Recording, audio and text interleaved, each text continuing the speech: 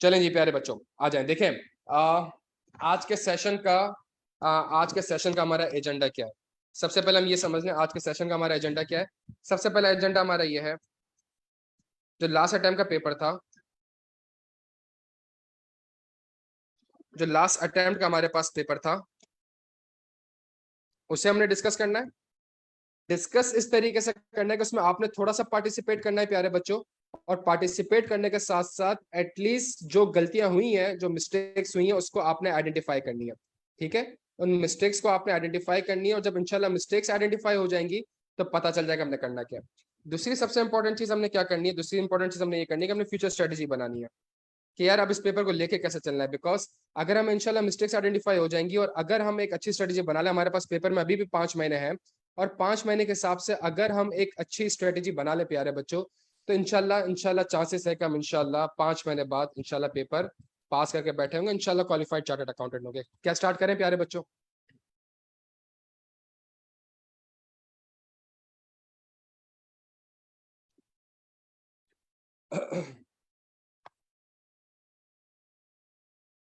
चले जी, बिस्मिल्लाहिर्रहमानिर्रहीम। पहला सवाल, क्वेश्चन नंबर 1, एक कंपैरेटिवली बड़ा आसान सवाल था। आसान सवाल था, बहुत आसान सवाल था।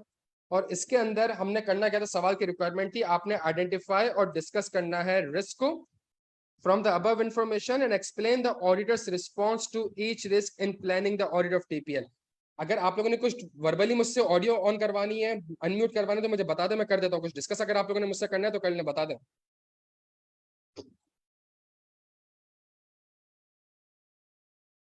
रेयान खरीदना चाहिए 2020 का एडिशन, जो लेटेस्ट एडिशन है वो खरीदना चाहिए।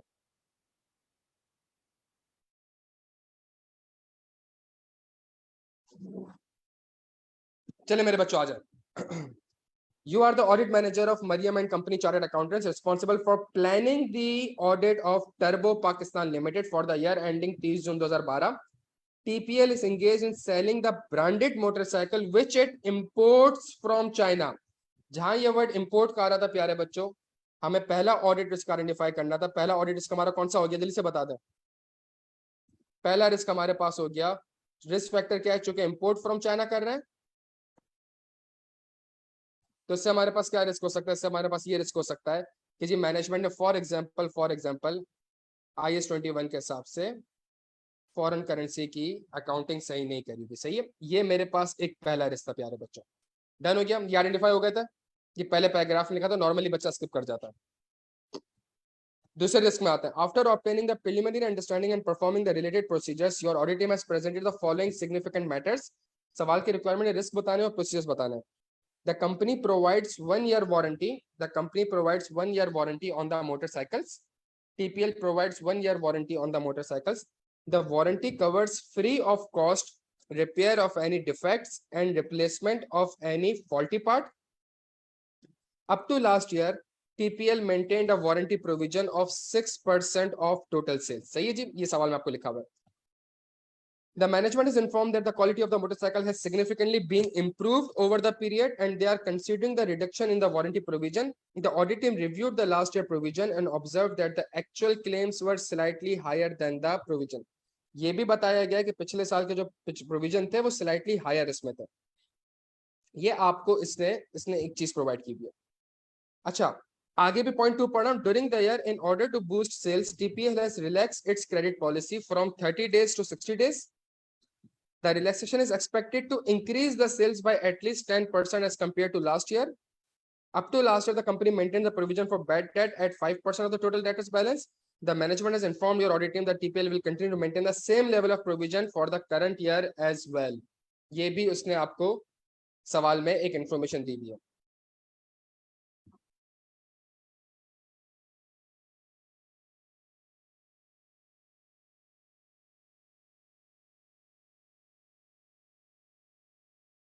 अच्छा जी, अब देखिए मसला क्या था। यहाँ पे एक मसला था, यहाँ पे एक रिस्क है हमारे पास, प्रोविजन फॉर वारंटी का। ये सबने आइडेंटिफाई करा था। अच्छा, प्रोविजन फॉर वारंटी पे रिस्क क्यों थे, ये इंपॉर्टेंट चीज थी जो मुझे अपेरेंटली लगता है आप लोगों ने शायद स्किप कर दी होगी। प्रोविजन फॉर वारंटी पे देखिए वो क्या रहा है, वो कह रहा है कि मैं they are considering the reduction in warranty provision, they are considering the reduction in warranty provision. अच्छा रिड्यूस क्यों करना है? क्योंकि क्वालिटी वगैरह इंप्रूव हो गई, पिछले साल भी प्रोविजन थोड़ा सा हायर टर्म्स में था। आपने रिस्क डिस्कस करना है प्यारे बच्चों, इररिस्पेक्टिव प्रोविजन इस साल कम होना चाहिए कि इस साल ज्यादा होना चाहिए। प्रोविजन फॉर वारंटी पे आपका एक इनहेरेंट रिस्क होता है, प्रोविजन फॉर वारंटी पे आपका एक इनहेरेंट रिस्क होता है और आपने ये रिस्क आइडेंटिफाई करना पड़ेगा, सही है। प्लस एक चीज, वारंटी मेंटेन किस पे हो रही है? वारंटी मेंटेन हो रही है टोटल सेल्स के ऊपर, और नीचे सवाल में लिखा हुआ है कि मैंने क्रेडिट पॉलिसी चेंज करी जिसकी वजह से मेरी सेल्स बढ़ जाएगी। जब सेल्स बढ़ेगी तो सेल्स और प्रोविजन फॉर वारंटी में तो डायरेक्टली प्रोपोर्शनल का रिलेशनशिप होता है, इस वजह से भी मुझे प्रोविजन फॉर वारंटी पे एक रिस्क आइडेंटिफाई करना पड़ेगा। ये इंफॉर्मेशन यूज करी थी प्यारे बच्चों आपने, रिस्क फैक्टर में ये चीज लिखी थी, इस पॉइंट को इस पॉइंट से कनेक्ट किया था। यहाँ थोड़ा सा प्यारे बच्चों, यहाँ थोड़ा सा देखें, गलती आइडेंटिफाई करनी है अपनी, सही है, कोई मसले वाली बात नहीं है। फेल हो गए, अब हो चुके हैं, अब इंशाल्लाह इसको पास करना है। सेकंड सबसे इंपॉर्टेंट, जिसने करा है बिल्कुल सही करा है, जिसने करा है बिल्कुल सही करा है, ठीक है।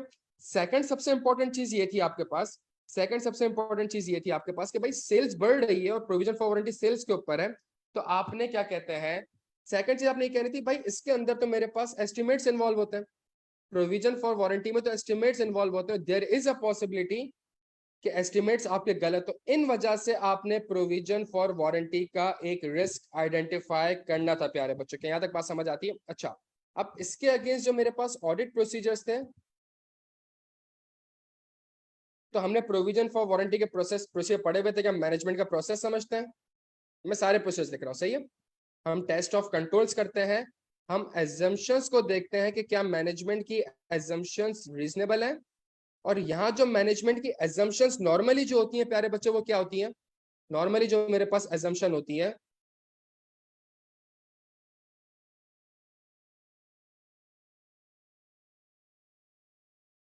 वो हम पढ़ चुके हैं 1000 बार। वो हमारे पास नंबर ऑफ क्लेम्स की होती हैं, वो हमारे पास नेचर ऑफ क्लेम्स की होती हैं, वो हमारे पास कॉस्ट की होती हैं।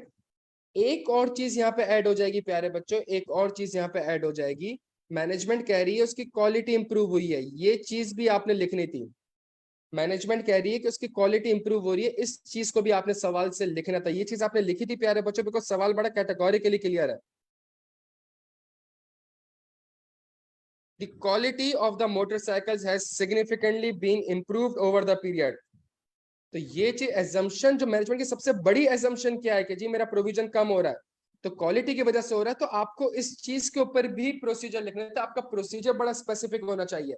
देखिए अगर आप एक ऑडिट क्लाइंट पे जाते हैं और ऑडिट क्लाइंट पे मैनेजमेंट आपसे कहती है कि भाई इस साल का हम प्रोविजन इसलिए कम रख रहे हैं बिकॉज हमारी क्वालिटी इंप्रूव हो गई, मुझे बताएं क्या आप क्वालिटी के ऊपर कोई प्रोसीजर परफॉर्म नहीं करेंगे? और यहाँ पे सबसे इंपॉर्टेंट पॉइंट था जिससे मैनेजमेंट की ये बात ट्रेस हो जाती, वो हो जाती सब्सिक्वेंट, कि भाई मैं सब्सिक्वेंट स्टेटस देख लेता हूँ, सब्सिक्वेंट आपके पास कितने क्लेम्स आए। अगर सब्सिक्वेंट आपके पास ज्यादा क्लेम्स आ रहे हैं, इट मींस ये जो आपकी असर्शन है कि क्वालिटी इंप्रूव हो गई है, ये क्या कहते हैं, ये गलत असर्शन है। क्या याद जो लिखा था रिलेशन सही है? ठीक है, बिल्कुल सही कह रहे हैं, अगर इतना भी लिखा है तो ठीक है, मसले वाली बात नहीं है। क्या यहाँ तक बात समझ आती है? कंपेरेटिवली आसान सवाल है, मुझे लगता है मेजोरिटी बच्चों ने 7-8 मार्क्स सिक्योर कर लिए होंगे इस सवाल में। आज मसला आगे वाले सवालों में। जी अलीशा प्लानिंग से तो नहीं, identify and discuss the auditors from the above information and explain the auditors response. तो मेरा रिस्पॉन्स ये होगा कि मैं ये काम करूंगा। नहीं अलीशा, उसके रिस्क रिस्क असेसमेंट हो चुकी है आपकी। आफ्टर, मैं सवाल पढ़ लेता हूं आपके साथ। After obtaining the preliminary understanding and performing the related procedure, means planning procedure complete हो चुके हैं, और जब प्लानिंग प्रोसीजर आपने कंप्लीट करे तो ये सिचुएशन आपके सामने अराइज हुई है। वो कह रहा है इन द अबव सिनेरियो मुझे रिस्क बताओ, ये रिस्क जो है मेरा आइजा 315 के हिसाब से है, मुझे रिस्क बताओ, और इस रिस्क के अगेंस्ट मुझे आइजा 330 के हिसाब से रिस्पॉन्स बताओ। तो हम यहाँ पे इसको इस तरीके से लिखते हैं कि वी विल ऑब्टेन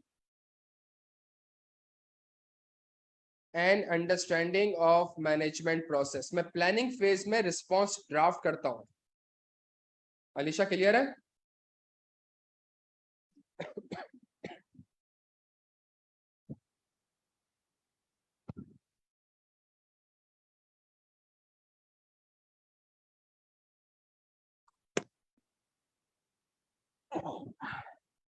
देखें शायान, अरे यार सॉरी, अच्छा भाई याद दिला दिया यार इसको।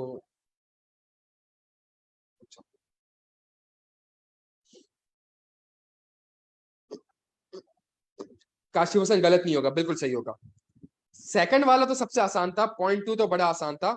और पॉइंट टू में यह था, during the year in order to boost the sales TPL has relax it's.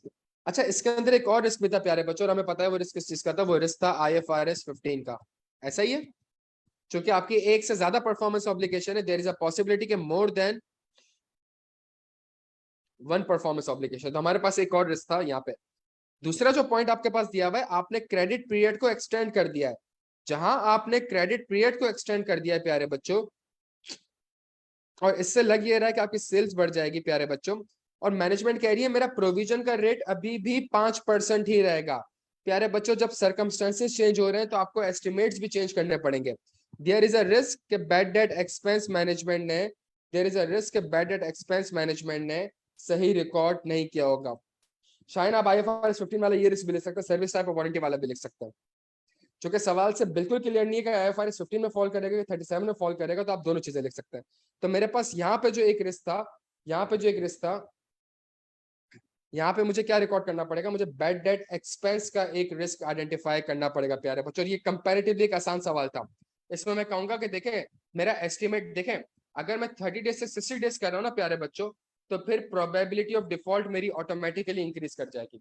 मेरी probability of default automatically increase कर जाएगी। मतलब वो कस्टमर जिनको पहले मैं ये कहता था, वो मुझसे कहते थे 45 दिन में दे दूंगा पैसे, 30 दिन में पैसे नहीं है मेरे पास, और मैं उनको सेल नहीं करता था, अब मैं उनको भी सेल कर रहा हूँ, तो it means probability of default मेरी इंक्रीज कर जाएगी और मुझे ज्यादा प्रोविजन रिकॉर्ड करना पड़ेगा। तो मेरे पास एक और रिस्क था बैड डेट एक्सपेंस का। आखिरी पॉइंट जो है, internal auditor of TPL reported that the cash collected from certain small dealers were not recorded and deposited on the bank on timely basis. यहाँ पे दो मसले थे प्यारे बच्चों, टाइमली बेसिस पे रिकॉर्ड भी नहीं हो रहा है और टाइमली बेसिस पे डिपॉजिट भी नहीं हो रहा है। अगर एक चीज टाइमली बेसिस पे रिकॉर्ड नहीं हो रही और कैश कलेक्शन है, इट मींस मेरे account receivables are overstated. क्या यहाँ तक बात समझ आती है?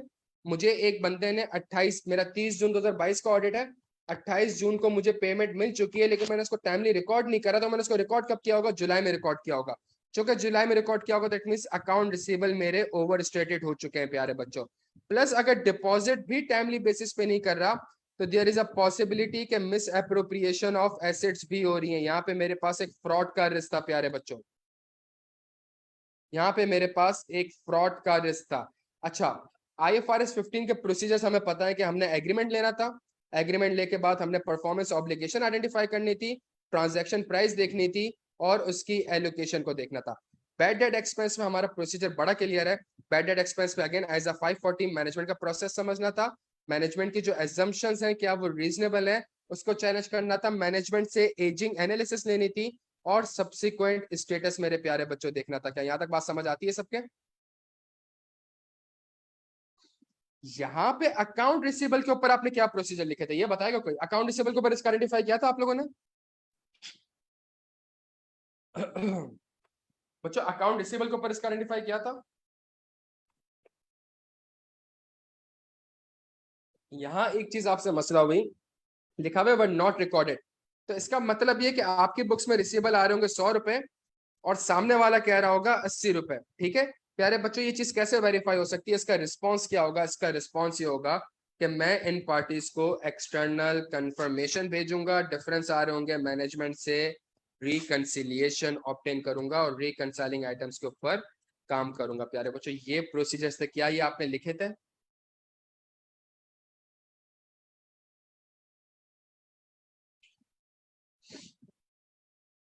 अकाउंट रिसीवेबल के ऊपर पूरे सवाल में दो रिश्ते, एक यहाँ पे रिश्ता बैड डेट का और यहाँ पे रिश्ता वैल्यूएशन का। ये जो रिश्ता प्यारे बच्चों, ये वैल्यूएशन का रिश्ता मेरे पास,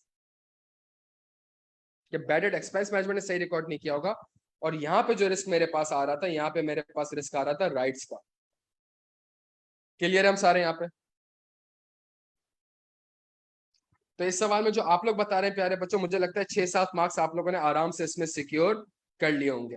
और हम ये कुछ हो जाती है ना गलतियां, देखे ना, लिखा है ना, one not recorded and deposited, recorded and deposited, सही है। और इसका मैं कॉम्प्रिहेंसिव आंसर भी बनाऊंगा, जिस तरह मैंने लास्ट बैच में आप लोगों को पिछले 6-7 अटेम्प्ट के आंसर दिए थे, इसका भी मैं आंसर बनाऊंगा। मेरी आपसे प्यारे बच्चों सिर्फ एक रिक्वेस्ट है, मेरी आपसे सिर्फ एक रिक्वेस्ट है प्यारे बच्चों, और वो रिक्वेस्ट ये है कि ये जो हम कर रहे हैं ना प्यारे बच्चों, आज का जो सेशन होगा, आपने एक काम ये करना है कि लास्ट अटेम्प्ट का जो पेपर था, खुदा का वास्ता है उसको आपने एक बार ड्राफ्ट कर लेना है, ठीक है? एक बार ड्राफ्ट कर लेना है। जब आप एक बार ड्राफ्ट कर लेंगे, ये हमारा सेशन 2-3 घंटे का है, मेरा जो सजेस्टेड आंसर आएगा इंशाल्लाह, जो मेरा सजेस्टेड आंसर आएगा, खुदा का वास्ता है इस सजेस्टेड आंसर से आप लोगों ने एक बार कंपेयर जरूर कर लेना है। बहुत, अगर कोई बच्चा ऐसा है जिसने बहुत मेहनत करी थी, एक ही पेपर रह गया है, 3-4 अटेम्प्ट से ये पेपर दे रहा है, 6 अटेम्प्ट से ये पेपर दे रहा है, उसको मैं एक फेवर फ्री ऑफ कॉस्ट ये दे सकता हूँ कि वो अपना ये ड्राफ्टेड आंसर मुझसे चेक करवा ले एक बार, सही है? तो वो आंसर चेक करके मैं इंशाल्लाह आपको थोड़ा सा आइडिया दे दूंगा कि कहाँ गलती है। लेकिन मेजोरिटी बच्चे ने ये वाला काम जरूर करना है, और सिर्फ काम इसलिए करना है ताकि पता चल जाए यार ये मसला हुआ है और ये गलती हुई है, ताकि हम एक फ्यूचर स्ट्रेटेजी ऐसी बना ले जिससे इंशाल्लाह हम पास करते हैं। क्लियर है प्यारे बच्चों? अच्छा, हमारे पास जो अगला सवाल था, ये जो सवाल आया था ना 8 नंबर का, मुझे अपेरेंटली प्यारे बच्चों क्यों लग रहा है कि इसमें इस सवाल में हार्डली आपके कोई 1 से 2 मार्क्स आए, और ये सवाल एक रीजन बनाए उन बच्चों के लिए जिनके 40-44 मार्क्स आए, ये सवाल रीजन बनाए उन बच्चों के फेल होने का। प्यारे बच्चों, ये एक सवाल ऐसा था जो कि मुझे अपेरेंटली लगता है कि एक रीजन बना आपके फेल होने का, उन बच्चों का स्पेशली जो 44-46 मार्क्स, और ये पूरे पेपर का सबसे आसान सवाल था। ये हमारे पूरे पेपर का सबसे आसान और इजीएस्ट क्वेश्चन था, सबसे इजीएस्ट क्वेश्चन था। ये वो सवाल था जिसकी वजह से आप पेपर में पास हो सकते थे, और ये वो सवाल था जिसकी वजह से आप फेल हो गए प्यारे बच्चों। मैं आपको अभी प्रूफ कर देता हूँ, मैं आपको अभी प्रूफ कर देता हूँ। जिसने कैफ में तमीज से और अच्छा पढ़ा होगा, उसने बड़े आराम से ये सवाल कर लिया होगा। मैं आपके साथ सवाल रीड कर लेता हूँ। During the planning phase, your audit team has been informed that TPL has been investing heavily in ICT, एक इंफॉर्मेशन टेक्नोलॉजी में इन्वेस्ट कर रही है, इंफ्रास्ट्रक्चर में इन्वेस्ट कर रही है। This has helped them to grow substantially and they have established their presence across 30 cities. एक पूरा सिस्टम बनाया इंफॉर्मेशन कम्युनिकेशन टेक्नोलॉजी इंफ्रास्ट्रक्चर का, जिससे उन्होंने अपनी प्रेजेंस शो कर ली। कहाँ पे? 30 शहरों में अपनी प्रेजेंस शो कर ली। प्यारे बच्चों, ये कौन है? ये टर्बो पाकिस्तान लिमिटेड है जो क्वेश्चन नंबर 1 है, जिसका आप ऑडिट कर रहे हैं, ये वही है। For this purpose, the TPL has formed a separate department for managing the ICT's operation, including identification and management of the possible risk and threat to the ICT infrastructure and process. TPL ने क्या कर, इसका आप audit कर रहे थे, TPL ने एक सेपरेट डिपार्टमेंट बनाया। जिस तरह मेरे पास सेल्स डिपार्टमेंट होते हैं, जिस तरह मेरे पास परचेज डिपार्टमेंट होते हैं, इनके बिजनेस प्रोसेस में एक और डिपार्टमेंट आ गया, आईसीटी डिपार्टमेंट, सही है? The department is also subject to the oversight of internal audit. Sir यहाँ पे इस पूरे डिपार्टमेंट को ओवरसाइट कौन करेगा? सर इंटरनल ऑडिट से इस डिपार्टमेंट को तो ओवरसाइट नहीं करता, इंटरनल डिपार्टमेंट सारे डिपार्टमेंट को ओवरसाइट करता है। That carries out the risk assessment whenever asked by the audit committee. ये एक इंफॉर्मेशन लिखी हुई है, इसको मैं हाईलाइट कर रहा हूँ। The latest risk assessment was carried out by the internal audit department in 2021, in which they had identified and established updated mapping of the business function, roles and supporting process to identify interdependencies related to ICT and security risk. The next such exercise is planned to be conducted in 2023, in which they intend to classify the identified business functions, supporting process and सवाल आपको confusing लगा था प्यारे बच्चों? सवाल की requirement है, identify the control weakness in the above situation and suggest the improvement that the TPL should introduce in order to overcome those weakness. सवाल आया है आइडेंटिफाई द कंट्रोल वीकनेस। मैं अगर आपकी जगह होता, मैं कहता सवाल आया है इंटरनल कंट्रोल से, सही है, मैं इंटरनल कंट्रोल लिखता। फिर मैं कहता इंटरनल कंट्रोल के कुछ एनवायरमेंट होता है। पहला होता है कंट्रोल एनवायरमेंट, दूसरा होता है एंटिटीज रिस्क असेसमेंट प्रोसेस, तीसरा मेरे पास होता है इंफॉर्मेशन सिस्टम, चौथा मेरे पास होता है कंट्रोल एक्टिविटीज, और पांचवा मेरे पास होता है मॉनिटरिंग ऑफ कंट्रोल। सही है क्या जी? मैं अगर आपकी जगह होता, मैं कहता इंटरनल कंट्रोल है ना, तो मतलब यहां से कहीं आंसर बनाना। फिर मैं कहता मॉनिटरिंग ऑफ कंट्रोल कौन करता है, मैं कहता मॉनिटरिंग ऑफ कंट्रोल तो इंटरनल ऑडिट करता है। मैंने कहा जबरदस्त, इंटरनल ऑडिट जो है वो मॉनिटरिंग ऑफ कंट्रोल करता है। इंटरनल ऑडिट जो है वो मॉनिटरिंग, मैंने कहा इंटरनल ऑडिट के ऊपर एक आइजा 610 है, इंटरनल ऑडिट के ऊपर एक आइजा 610 है, और हमें पता है इंटरनल ऑडिटर का रोल क्या होता है। अब मैं ये सारी चीज रखता, मैं ये सारी चीजें सामने रखता, और मैं ये कहता इसमें वो कंट्रोल वीकनेस जो आपको बताने की कोशिश कर रहा है वो आईसीटी में बताने की नहीं कर रहा। ये जो इंटरनल, ये पूरा पैराग्राफ जो लिखा हुआ है इंटरनल ऑडिट से रिलेटेड, ये इसके ऊपर आपसे कंट्रोल वीकनेस पूछ रहा है। मुझे एक बात बताएं, आपकी आपके 30 शहरों में प्रेजेंस 2022 में आई है, 30/जून 2022 ऊपर सवाल में लिखा हुआ है। और रिस्क असेसमेंट कब हुई है प्यारे बच्चों, जल्दी से बता दे, रिस्क असेसमेंट लास्ट कब हुई है? 2021 में। आपने कहना था सबसे पहला पॉइंट, आपने कंट्रोल वीकनेस में कहना था the risk assessment process is not updated, is not updated. दूसरी चीज वो कह रहा है when ever asked by the audit committee, when ever asked by the audit committee. आपने दूसरा पॉइंट ये बताना था इसके ऊपर, ऑडिट कमेटी मुझसे कहेगी तो मैं करूंगा, इसका मतलब मेरा अपना कोई टीओआर नहीं है, मेरा कोई टर्म्स ऑफ रेफरेंस नहीं है, कोई सिस्टमैटिक एंड डिसिप्लिन्ड अप्रोच नहीं है, कोई सिस्टमैटिक एंड डिसिप्लिन्ड अप्रोच नहीं है प्यारे बच्चों। क्या यहां तक बात समझ आती है? इट मींस, एक आपने अक्सर देखा होगा इंटरनल ऑडिटर एक पूरा स्कोप बनाता है कि भाई अगर आप फॉर एग्जांपल बैंक ऑडिट करते हैं तो बैंक पे एक पूरा स्कोप बनता है, वो कहता है कि भाई 1200 ब्रांचेस हैं, हम इस साल इतनी ब्रांचेस को सेलेक्ट करने जा रहे हैं, हम इस साल इन इन एरियाज को देखेंगे। इट मींस कोई ऑडिट स्कोप ही नहीं है। इट मींस कंट्रोल एनवायरनमेंट में एक चीज होती थी, participation by those charge with governance. याद आ रहा है प्यारे बच्चों, participation by those charge with governance. एक और मसला ये हो गया कि ऑडिट कमेटी अपेरेंटली ऐसा लगता है कि oversight by those charge with governance नहीं है। Audit committee is the those charged with governance, the subcommittee of the board of director. Oversight by those charged with governance नहीं है प्यारे बच्चों। क्या यहाँ तक बात समझ आती है सबके?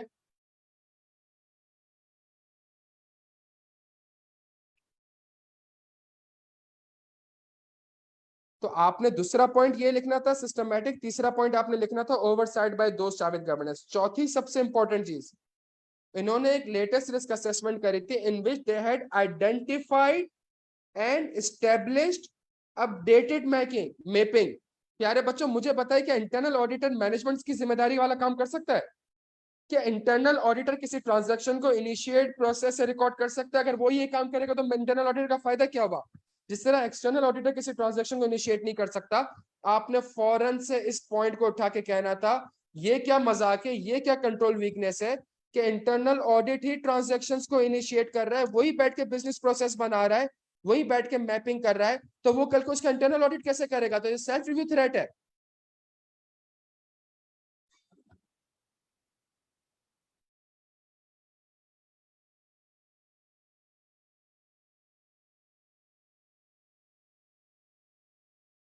क्या यहां तक बात समझ आ रही है प्यारे बच्चों?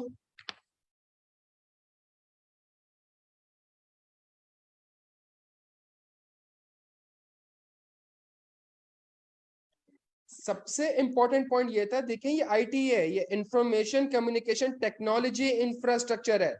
जब ये इंफॉर्मेशन कम्युनिकेशन टेक्नोलॉजी इंफ्रास्ट्रक्चर है तो इंटरनल ऑडिट जो आपसे कह रहा है कि the next such exercise is plan to be conducted in 2023 in which they intend to classify the identified business function, supporting process and information asset. इस चीज में सबसे बड़ी इंपॉर्टेंट चीज क्या मिसिंग है? आईटी खुद मिसिंग है इसके अंदर। फॉर एग्जाम्पल अगर आईटी है तो कहीं साइबर अटैक तो नहीं हो गया? अगर आईटी है तो कहीं अनऑथराइज चेंजेस तो नहीं हो रही? कोई बंदा इस सिस्टम का अनऑथराइज एक्सेस तो नहीं कर रहा? आपने आईटी से रिलेटेड ये कन्वेंशनली थोड़ी देख रहा होगा, परचेज डिपार्टमेंट है तो मैपिंग हुई हुई है, प्रोसेस बना हुआ है कि नहीं हुआ हुआ। आपने तो आईटी के एस्पेक्ट से इस चीज को चैलेंज करना था।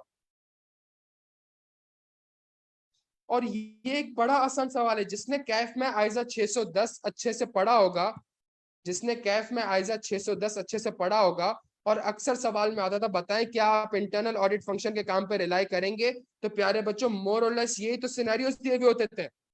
बस फर्क इतना होता था, वहां पे लिखा हुआ होता था कि इंटरनल ऑडिटर ने फॉर एग्जांपल परचेज ऑर्डर बनाया, यहाँ थोड़ा सा टेक्निकल वर्ड यूज हुआ था। अलीशा ये तो एक्सटर्नल ऑडिटर के लिए, आपके लिए थोड़ी है, ये इंटरनल ऑडिटर है, एक्सटर्नल ऑडिटर थोड़ी है। क्या हो गया भाई, इंटरनल ऑडिटर आइजा अप्लाई थोड़ी करता है। तो आइजा 315 की रिक्वायरमेंट आप पढ़ के बता रही है मुझे, और 330 की रिक्वायरमेंट पढ़ के बता रही है। इंटरनल ऑडिट है भाई, एक्सटर्नल ऑडिट नहीं है। तो आपने तो इन चीजों को चैलेंज करना था। आपने तो एक और चीज ये भी कह देनी थी कि भाई फॉर एग्जाम्पल आपने ये चीज असेस करनी होगी कि क्या इंटरनल ऑडिटर के पास कैपेबिलिटी और कॉम्पिटेंस है भी कि नहीं, क्योंकि इस साल आईसीटी आया है, पिछले साल आईटी नहीं होता था। बिल्कुल सही है, रिस्क असेसमेंट तो हर साल होना चाहिए, बिकॉज एनवायरमेंट चेंज हो रहा होता है। ये जेनेरिक पॉइंट्स प्यारे बच्चों आप लोगों ने लिखने, तो ये 8 नंबर आसान थे, मुझे बताइए इससे मुश्किल क्या था। कुछ कंट्रोल एनवायरनमेंट से लिख दिया, कुछ एंटिटीज रिस्क असेसमेंट से लिख दिया, कुछ कुछ monitoring of control internal audit करता है। आपने कहा इंटरनल ऑडिटर की तो इंडिपेंडेंस ही इंपेयर्ड है।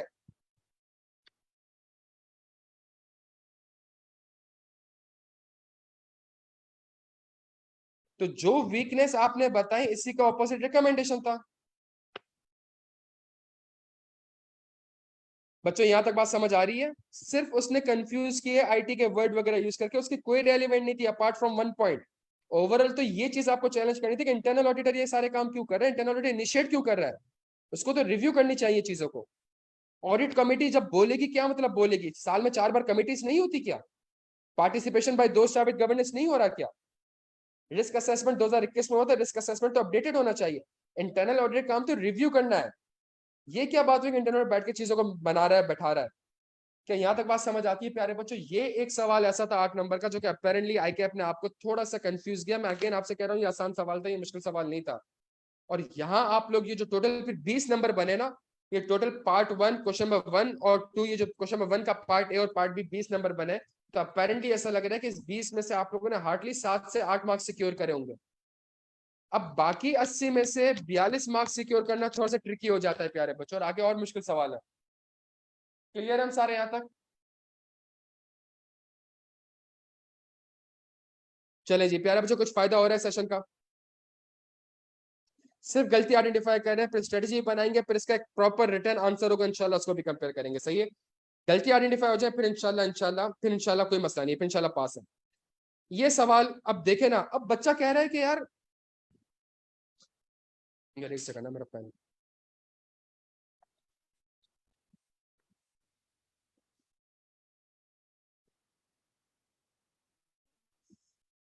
ये सवाल था 5 नंबर, 5 नंबर 10, 15, 25, ये 25 मार्क्स का सवाल था। ये आपको सवाल बिल्कुल स्टार्टिंग में करना चाहिए था, पेपर के शुरू के 1 घंटे में करना चाहिए था। और ये वो सवाल था प्यारे बच्चों जिससे आप अपना पेपर पास करने के चांसेस बढ़ सकते थे आपके। इसमें आपके देखें, अभी मुझे पता है क्या लग रहा है। बहुत सा बच्चा ये कह रहा है सर मैंने ये लिखा था, मैंने ये लिखा था। प्यारे बच्चे यहाँ पिक्चर खत्म नहीं होगी, खुदा का वास्ता है मेरे सजेस्टेड आंसर से कंपेयर लाजमी कर लीजिएगा, लाजमी कर, बिकॉज जो लिखा भी है वो सही लिखा है कि नहीं लिखा। ये बड़ा आसान होता है कहना कि हाँ सर ये लिख दिया था, लेकिन क्या सही लिखा था नहीं लिखा था ये बड़ा मैटर करता है।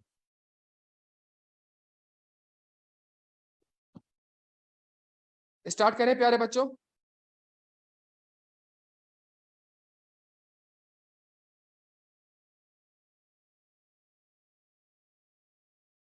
सवाल की रिक्वायरमेंट क्या है? Discuss the auditors course of action along with the implication on the audit report.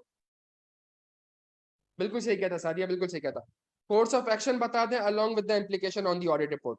You are the audit partner of Mansoor Akram and Company Chartered Accountants. Following significant matters have arisen at the different audit clients of your firm where audit field work has completed.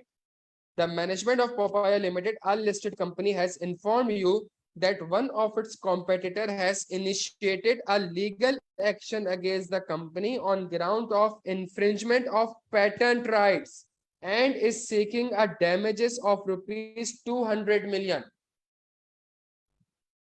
In the draft financial statement, the company has made the following disclosure in this regard.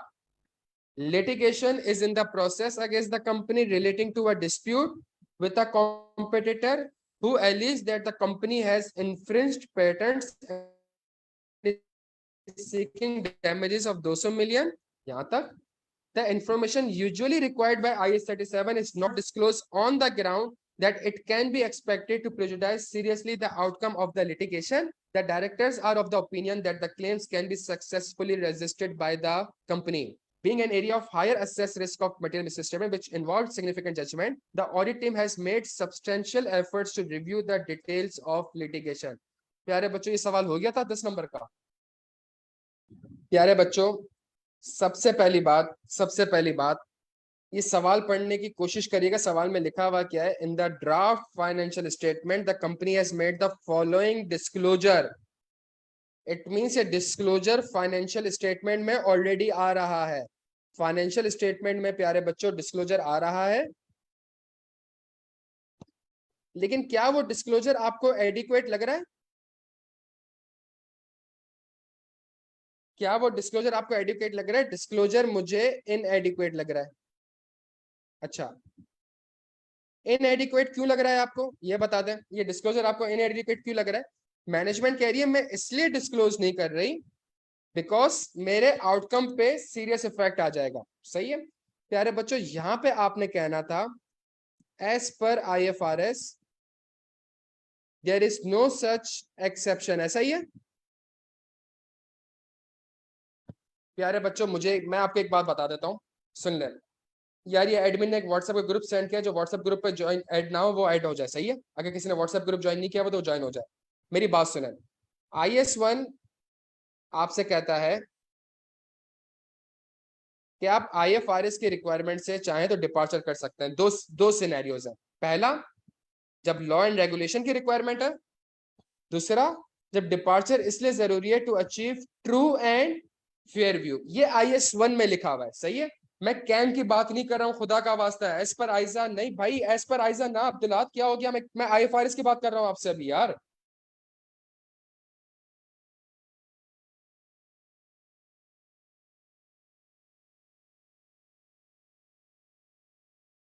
क्या यहां तक बात समझ आ रही है सबके?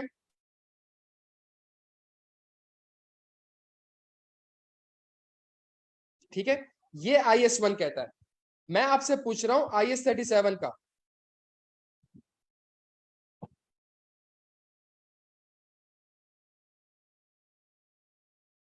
ठीक है, आपने कहा जी एक्स पर IS37 लेट से अलाउड है कि मैं डिस्क्लोजर को अगर प्रेजुडिस करता है मेरी पोजीशन को तो मैं कर सकता हूं। अब इस सवाल में आपसे वो ऑलरेडी कह चुका है, ऑलरेडी एक चीज कह चुका है, the audit team has made substantial efforts to review the details of litigation. It means वो लिटिगेशन के ऊपर ऑलरेडी काम कर चुका है। तो ये जो कोर्स ऑफ एक्शन है प्यारे बच्चों, ये जो कोर्स ऑफ एक्शन है, discuss the audit course of action along with the implication on the audit report. तो क्या मुझे लिटिगेशन और क्लेम्स के इतने प्रोसीजर लिखने पड़ेंगे? ये सवाल पढ़े, ये क्या कह रहा है? ये कह रहा है कि लिटिगेशन क्लेम्स के ऊपर टीम ऑलरेडी सब्सटेंशियल एफर्ट्स कर चुकी है। आपका जो कोर्स ऑफ एक्शन होगा, आपका जो कोर्स ऑफ एक्शन होगा, आपका पहला कोर्स ऑफ एक्शन ये होगा कि based on my review of litigations, based on my review of litigations, सही है, मैं ये असेस करूंगा कि क्या प्रोविजन तो रिक्वायर्ड नहीं है, कहीं इसके लिए प्रोविजन तो रिक्वायर्ड नहीं है। मेरी बात सुनिएगा,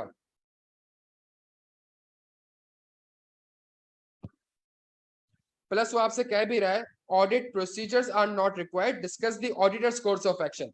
सिर्फ वो आपसे कह रहे हैं कि आप मुझे स्ट्रेटेजी बना के दे दें कि आप क्या काम कर। कितने लोगों ने लिटिगेशन एंड क्लेम्स के प्रोसीजर्स मेंशन कर दिए थे प्यारे बच्चों?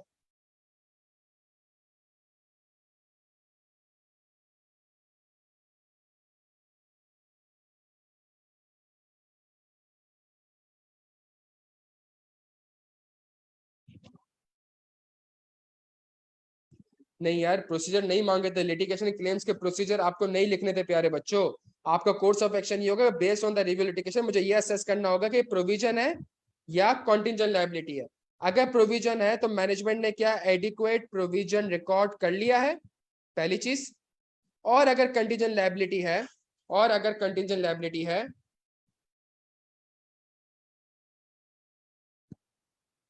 और अगर कंटीजेंट लायबिलिटी है तो क्या उसको एडिक्वेटली डिस्क्लोज कर दिया है? अगर मैनेजमेंट इसको एडिक्वेटली, अच्छा यहाँ पे प्यारे बच्चों, यहाँ पे जो सबसे इंपॉर्टेंट चीज थी आपकी, आपने जो कोर्स ऑफ एक्शन लिखना था वो लिखना था कि मुझे डिस्क्लोजर की एडिक्वेसी को रिव्यू करना पड़ेगा। मैंने लिटिगेशंस पे तो काम कर लिया, मुझे डिस्क्लोजर की एडिक्वेसी को लिखना पड़ेगा। For example, the directors are of the opinion that the claim can be successfully registered by the company. ये जो लाइन लिखी है इसमें आप ये चेंज कर सकते हैं, इस डिस्क्लोजर में आप ये लिख सकते हैं कि based on the legal opinion, based on the legal advice. जाहिर सी बात है कंपनी ने किसी लीगल एडवाइजर को अपॉइंट किया होगा। प्यारे बच्चों के यहाँ तक बात समझ आती है?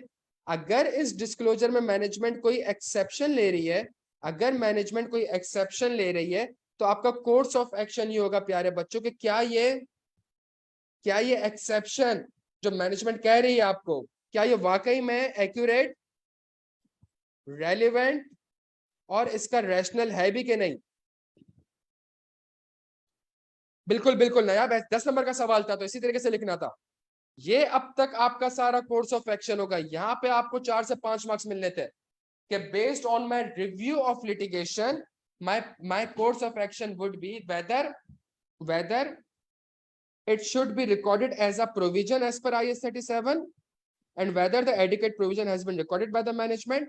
If no, whether it is a contingent liability which is adequately disclosed, the auditor shall review the disclosure to ensure that it complies with the requirement of IS 37. एक चेंज आपने इसको यहाँ पे ये कम्युनिकेट कर दिया। Plus if there are any exceptions, if there are, the auditor needs to corroborate those exceptions. The auditor needs to corroborate those exceptions. क्या यहाँ तक बात समझ आ रही है प्यारे बच्चों? अब होगा क्या, अब होगा क्या, अब इसकी रिपोर्टिंग इंप्लीकेशन क्या होगी? या तो कोई मिस स्टेटमेंट होगी प्यारे बच्चों, ऐसा ही है, या मिस स्टेटमेंट नहीं होगी। डन हो गया? अगर कोई मिस स्टेटमेंट है, अगर कोई मिस स्टेटमेंट है, या तो वो मटेरियल होगी या मटेरियल प्लस परवेजिव होगी। अगर मिस स्टेटमेंट मटेरियल है प्यारे बच्चों, तो मैं कौन सा ओपिनियन दूंगा, मैं कौन सा ओपिनियन दूंगा, मैं क्वालिफाइड ओपिनियन दूंगा। मटेरियल प्लस परवेजिव है, मैं कौन सा ओपिनियन दूंगा प्यारे बच्चों, मैं एक एडवर्स ओपिनियन दूंगा। अगर मैनेजमेंट ने एडिक्वेट डिस्क्लोज कर दिया या एडिक्वेट प्रोविजन रिकॉर्ड कर दिया है,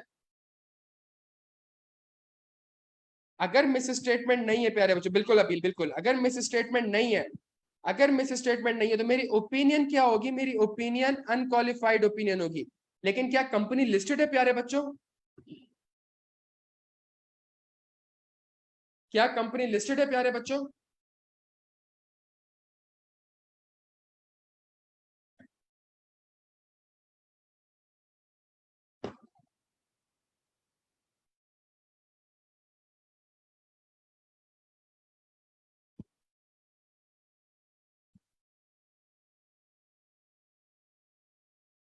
सर लिस्टेड कंपनी है। नहीं, लग नहीं रहा नाम से, लिखा हुआ है लिस्टेड कंपनी। भाई क्या हो गया? सर अगर ये लिस्टेड कंपनी है तो इस मैटर को मैं कहाँ कम्युनिकेट करूंगा? कैम में कम्युनिकेट करूंगा। बस आपने इसमें एक चीज ऐसी ऐड कर देनी थी, आपने एक लाइन ये लिखनी थी कि कैम में वो चीज मैं कम्युनिकेट नहीं करूंगा जो जो मैनेजमेंट ने डिस्क्लोज नहीं करी। ऐसा नहीं है मैनेजमेंट का इंटरेस्ट प्रेजुडाइज हो रहा है तो आपने बैठ के कैम में कम्युनिकेट कर दिया।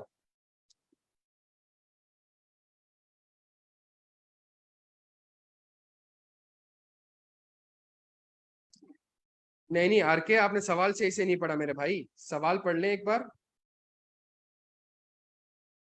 कह रहे discuss the auditors course of action along with the implication on the audit report.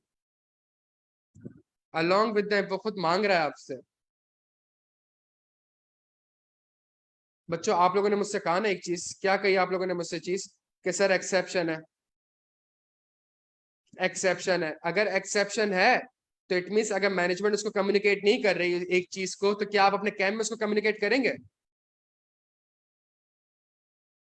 बस सिर्फ ये वाला पॉइंट लिखना था। तो कैम कम्युनिकेट करूंगा, लेकिन कैम में ऐसी कोई चीज नहीं लिखूंगा जिसका मैनेजमेंट ने डिस्क्लोजर नहीं दिया। शायद वो तो मिस स्टेटमेंट में ऑलरेडी आ गया। अगर मैं कह रहा हूं मिस स्टेटमेंट है, तो मैंने सिर्फ एक वर्ड मिस स्टेटमेंट लिखा है, इसके अंदर सारी पॉसिबिलिटीज आ गई। फॉर एग्जाम्पल प्रोविजन एडिक्वेट नहीं है, फॉर एग्जाम्पल डिस्क्लोजर एडिक्वेट नहीं है, सब इसके अंदर कवर्ड हो गया।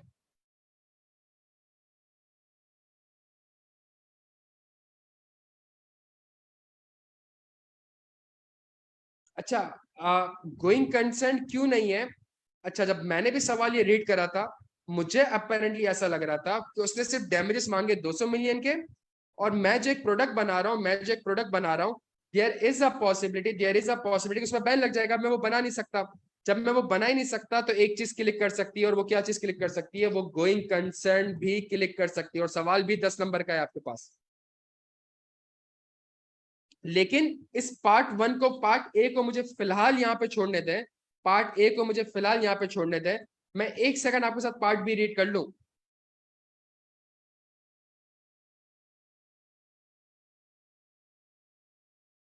आपको सिर्फ समझ आ रहा है कि पार्ट ए में गोइंग कंसर्न मैं भी डिस्कस क्यों नहीं कर रहा। अगर मैं आपके साथ पार्ट बी पढ़ूं प्यारे बच्चों,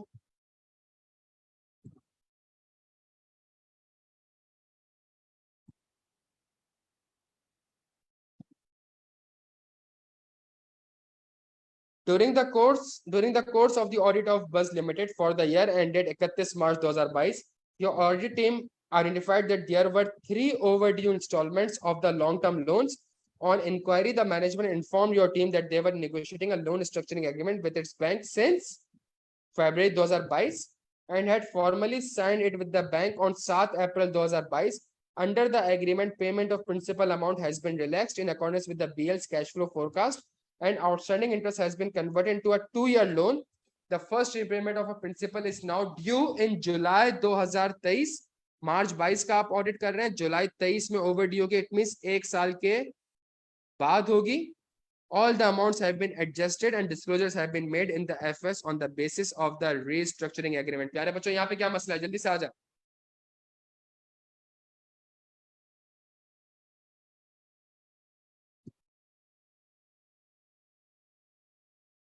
जोहेब अख्तर, आइजा 560 कहाँ से आ गया यार? आइजा 560 मेरे भाई कहाँ से आ गया?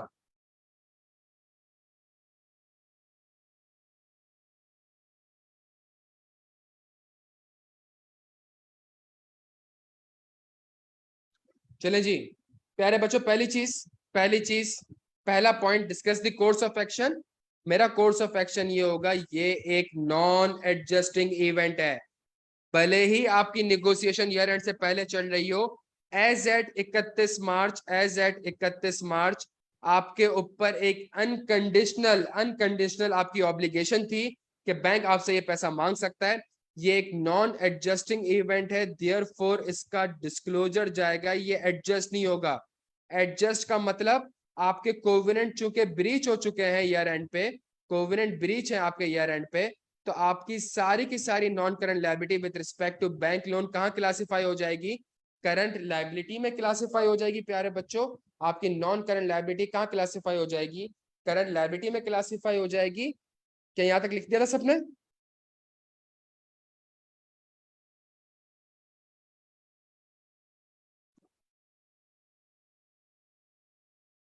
प्लस एक और कोर्स ऑफ एक्शन ये होगा कि अगर आपके कोवेनेंट ब्रीच हुए हैं तो देयर इज अ पॉसिबिलिटी, किस चीज की पॉसिबिलिटी? गोइंग कंसर्न की, बिकॉज ये एक इवेंट्स और कंडीशन है जो कि सिग्निफिकेंट डाउट क्रिएट कर सकते हैं। किस चीज के ऊपर? गोइंग कंसर्न के ऊपर। प्यारे बच्चों, क्या यहाँ तक बात समझ आती है? तभी पार्ट ए में मैंने गोइंग कंसर्न इसलिए नहीं लिखा बिकॉज पार्ट बी में भी एक चीज ट्रिगर कर रही थी, और क्या ट्रिगर कर रही थी? गोइंग कंसर्न ट्रिगर कर रही थी। क्या यहाँ तक बात समझ आती है? कह रहा है कोर्स ऑफ एक्शन बता दें along with the reporting implication. इसमें 2 रिपोर्टिंग इम्प्लीकेशन होगी। पहली रिपोर्टिंग इम्प्लीकेशन ये है, सॉरी प्यारे बच्चों, गोइंग कंसर्न मिस कर दिया इस सवाल में। इस सवाल में गोइंग कंसर्न था उमर कुरैशी। पहली रिपोर्टिंग इम्प्लीकेशन ये होगी कि अगर मैनेजमेंट इसको एडजस्ट कर देती है, करंट लायबिलिटी शो नहीं करती, नॉन करंट लायबिलिटी शो करती है, सही है, तो ये एक मिस स्टेटमेंट है। अगर इसका इम्पैक्ट मटेरियल है तो क्वालिफाइड, मटेरियल प्लस परवेजिव है तो एडवर्स ओपिनियन। प्लस ये एक गोइंग कंसर्न का मसला है, अगर एक मटेरियल अनसर्टेनिटी एग्जिस्ट करती है, यस, तो क्या मैनेजमेंट ने उसको एडिक्वेटली डिस्क्लोज किया हुआ है? अगर तो उसको एडिक्वेटली डिस्क्लोज किया हुआ है तो मैं अनक्वालिफाइड ओपिनियन दूंगा, plus material uncertainty relating to going concern का सेक्शन लिखूंगा। और अगर मैनेजमेंट ने उसको एडिक्वेटली डिस्क्लोज नहीं किया तो ये अगेन एक मिस स्टेटमेंट तस्वीर की जाएगी। अगर इम्पैक्ट मटेरियल है तो क्वालिफाइड, मटेरियल प्लस परवेजिव है तो एडवर्स ओपिनियन। क्या यहां तक बात समझ आती है प्यारे बच्चों? नहीं, कोर्स ऑफ एक्शन में यही तो लिखना था भाई, सिर्फ ये तो नॉन एडजस्टिंग है, मैनेजमेंट ने क्या एडजस्ट किया वही तो आइडेंटिफाई करना था इस सवाल में यार। सादिया यहाँ मसला आ रहा है, देखें यहाँ मसला आ रहा है प्यारे बच्चों। और फिर मैं क्या करता, ये जो मैंने गोइंग कंसर्न का लिखा सारा पॉइंट, मैं कह देता ये पार्ट ए के लिए भी रेलिवेंट है, अगर गोइंग कंसर्न ट्रिगर कर रही है तो मैं अपना टाइम भी सेव कर लेता, और इस तरीके से थोड़ा सा लिख देता। प्यारे बच्चों के यहाँ तक बात समझ आ रही है आपके?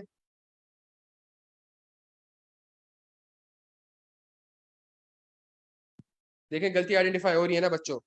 पार्ट सी अगर हम पढ़े, during the physical stock count,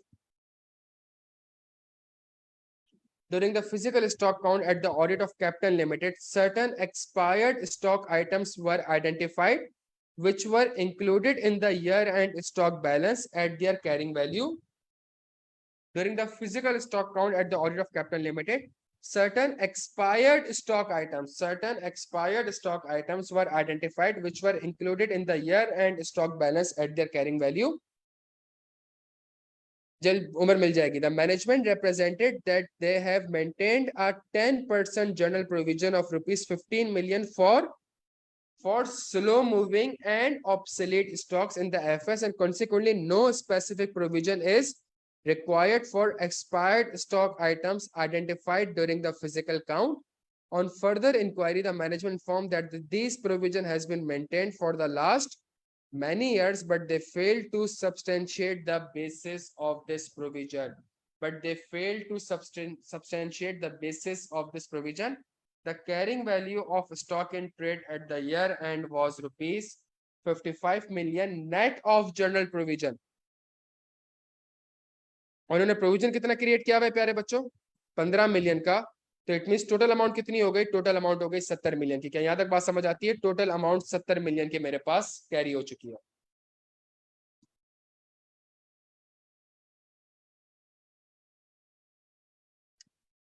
again मेरे पास एक 5 नंबर का सवाल कह रहा है कोर्स ऑफ एक्शन बताएं, आपका कोर्स ऑफ एक्शन क्या होगा?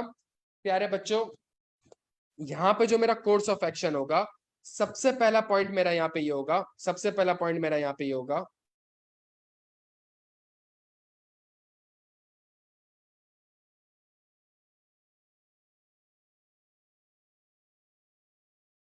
कि जो मैनेजमेंट की एजम्पशन है, मैं सबसे पहले उसको चैलेंज करूंगा कि क्या वो रीजनेबल है भी कि नहीं।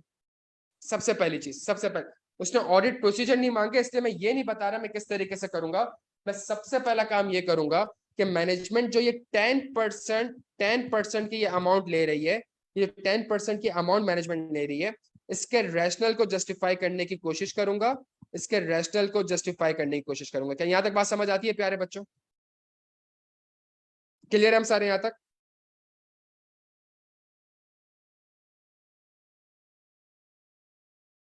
देखिए सवाल में सबसे important, on further inquiry the management inform that this provision has been maintained for last many years but they fail to substantiate the basis of this provision. तभी मैं शायद लिख नहीं रहा, सिर्फ मैं जेनेरिक, मेरा कोर्स ऑफ एक्शन क्या होगा, मैं सिर्फ रैशनल को जस्टिफाई करने की कोशिश करूंगा। मैं देखें ऊपर वाले जो भी हमने सवाल किया उस पर भी मैंने कहा कि इवेंट और कंडीशन है, non current liability, current liability, तो मैं ऑडिट प्रोसीजर नहीं बता रहा, मैं सिर्फ बता रहा हूं कि मेरा कोर्स ऑफ एक्शन ही होगा।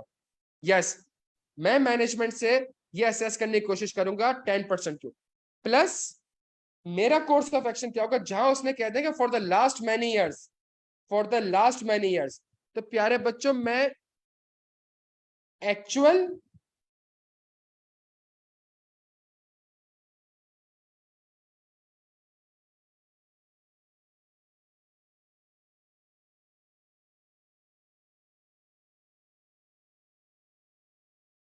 बच्चों ये पॉइंट समझ आ रहा है?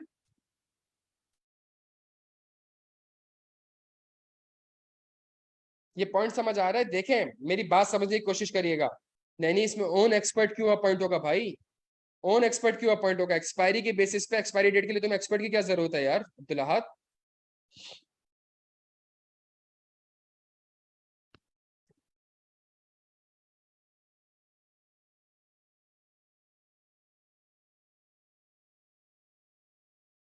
प्यारे बच्चों, अगर फॉर एग्जाम्पल मेरी बात सुनिएगा, अगर अगर एक्चुअल प्रोविजन मेरा ज्यादा है जनरल प्रोविजन से, जो मैनेजमेंट नॉर्मली रिकॉर्ड कर रही है, इसका मतलब है ये क्या हो गई, जल्दी से बता दें ये क्या हो चुकी है।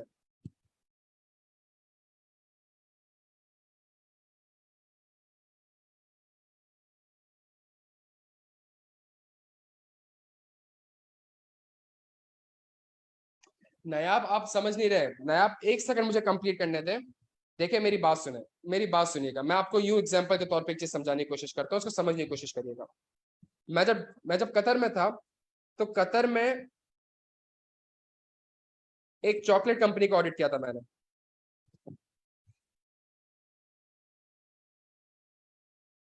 सही है, एक चॉकलेट कंपनी का ऑडिट कर रहा था। वो क्या करते थे, वो जो प्रोविजन रिकॉर्ड करते थे, वो किस बेसिस पे करते थे, वो एक जर्नल प्रोविजन रिकॉर्ड करते थे। वो क्या रिकॉर्ड करते थे, वो कहते थे यार जितनी करीब एक्सपायरी आ रही है, जितनी करीब एक्सपायरी आ रही है, जितनी करीब एक्सपायरी आ रही है, उतना ज्यादा प्रोविजन होना चाहिए।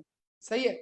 फॉर एग्जाम्पल अगर अभी एक महीना रहता है, अगर अभी एक महीना रहता है एक्सपायर्ड होने में, तो मैं 50% प्रोविजन करता, तो मैं कहता था कि यार ये बिक जाएगी। सही है, लेकिन जरूरी तो नहीं है बिके। फॉर एग्जाम्पल एक महीना गुजर चुका है, एक महीना गुजर चुका है, इट मीन अब तो मैंने इस चॉकलेट को राइट ऑफ ही करना पड़ेगा ना, मैं बेच नहीं सकता ना इसको, नहीं तो लॉस एंड रेगुलेशन की नॉन कंप्लायंस हो जाएगी। मैं इसको बेच नहीं सकता। अगर मैं इसको बेच ही नहीं सकता, फॉर एग्जाम्पल अगर मैं इस प्रोडक्ट, इट मीन मुझे प्रोविजन कितनी करनी पड़ेगी, 100%। तो ये मेरे पास क्या है, ये मेरे पास एक एक्चुअल प्रोविजन है, मेरे पास एक्चुअल रिजल्ट है। और ये मैंने क्या करा हुआ था प्यारे बच्चों, ये मैंने एक जनरल प्रोविजन रिकॉर्ड किया हुआ था। क्या यहाँ तक बात समझ आती है।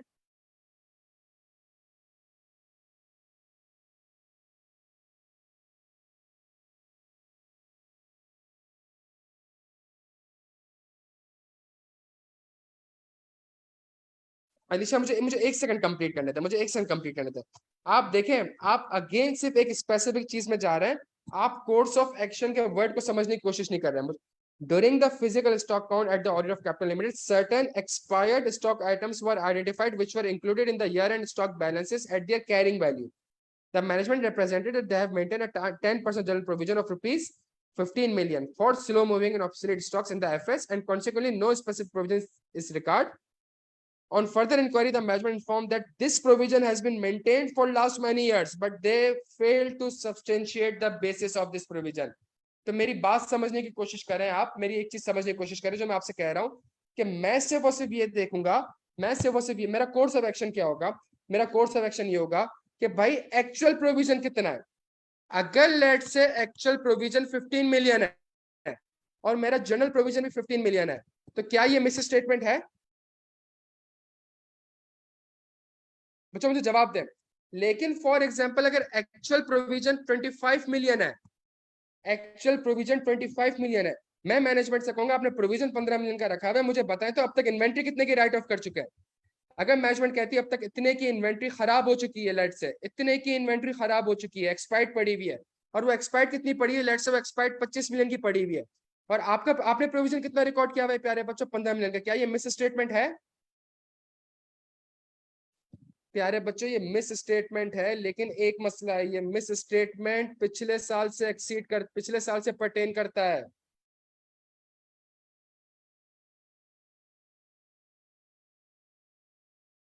ये मिस स्टेटमेंट पिछले साल से पर्टेन करता है, ये मिस कर गए आप पेपर में। सवाल पर देखो, सवाल बेवकूफ नहीं है वो जो आपको एक लाइन लिख के दे दिया। मैं सब्सटेंटिव प्रोसीजर पे नहीं जा रहा, मैं आपको अगेन रिपीट कर देता हूं, मैं आपको दोनों, मैं आपको सब्सटेंटिव प्रोसीजर वाला आंसर भी बता दूंगा, मैं आपको कोर्स ऑफ एक्शन वाला भी बता दूंगा। आप मेरी बात समझने की थोड़ी सी कोशिश करें, मैं कहना क्या चाह रहा हूं। अगर ये मिस स्टेटमेंट है तो ये मिस में किससे पर्टेन करती है, क्यों, वो कह रहा है बहुत पिछले सालों से यही हो रहा था। जब पिछले सालों से ये हो रहा था, इट मीन पिछले सालों से एरर हो रहा था। क्या यहां तक बात समझ आती है भाई। तो मेरा कोर्स ऑफ एक्शन क्या होगा, मैं देखें, अब पूरे सवाल को अब यूं समझने की कोशिश करें। मेरा पहला कोर्स ऑफ एक्शन होगा, मेरा पहला कोर्स ऑफ एक्शन होगा कि मैनेजमेंट जो इतने सालों से ये 10% का प्रोविजन रिकॉर्ड कर रही है, इसके पीछे इसका रैशनल क्या है। क्या कभी भी सर्कमस्टांसिस चेंज नहीं हुए जिसकी वजह से इसको चेंज करने की जरूरत पड़े। प्लस ये जो मुझे एक्सपायर्ड स्टॉक पता चले, इसका एक्चुअल प्रोविजन, इसके हिसाब से एक्चुअल प्रोविजन कितना बनता है, ये मेरा ऑडिट प्रोसीजर नहीं है, मेरा कोर्स ऑफ एक्शन है। एक्चुअल प्रोविजन कितना बनता है ये कोर्स ऑफ एक्शन है। एक्चुअल प्रोविजन को वेरीफाई करने के लिए मैं ये काम करूंगा, ये मेरा ऑडिट प्रोसीजर है। 10% प्रोविजन मेरा रैशनल क्या है इसका, ये कोर्स ऑफ एक्शन है। इसको वेरीफाई कैसे करूंगा, ये मेरा ऑडिट प्रोसीजर है। मैं आगे ऑडिट प्रोसीजर नहीं लिख रहा। कोर्स ऑफ एक्शन में भी ऑडिट प्रोसीजर आते हैं उमर कुरैशी साहब, लेकिन सवाल की रिक्वायरमेंट है कि आपने ऑडिट प्रोसीजर्स नहीं लिखने हैं। सवाल की रिक्वायरमेंट आप एक बार वापस से पढ़ ले, लिखा हुआ है audit procedures are not required. आज से पहले जो सवाल आते थे जब वो उसमें कोर्स ऑफ एक्शन का कहता था तो हम ऑडिट प्रोसीजर भी लिखते थे। इस सवाल में वो कैटेगोरिकली आपको मना कर चुका है कि आपने ऑडिट प्रोसीजर नहीं लिखना है। ये समझने की कोशिश कर रहे हैं मैं क्या रहा हूं सर। मैं कह रहा हूं कि मैं 10% प्रोविजन का रैशनल चेक करूंगा। कैसे चेक करूंगा, ये ऑडिट प्रोसीजर है, ये नहीं बता रहा। एक्चुअल प्रोविजन को कंपेयर करूंगा, किससे कंपेयर करूंगा, जर्नल प्रोविजन से। और अगर कोई डिफरेंस आ रहा है तो इट मींस ये मिस स्टेटमेंट है। मेरा कोर्स ऑफ एक्शन ये होगा कि क्या ये मिस स्टेटमेंट पिछले साल प्रायर पीरियड से परटेन करती है कि नहीं करती।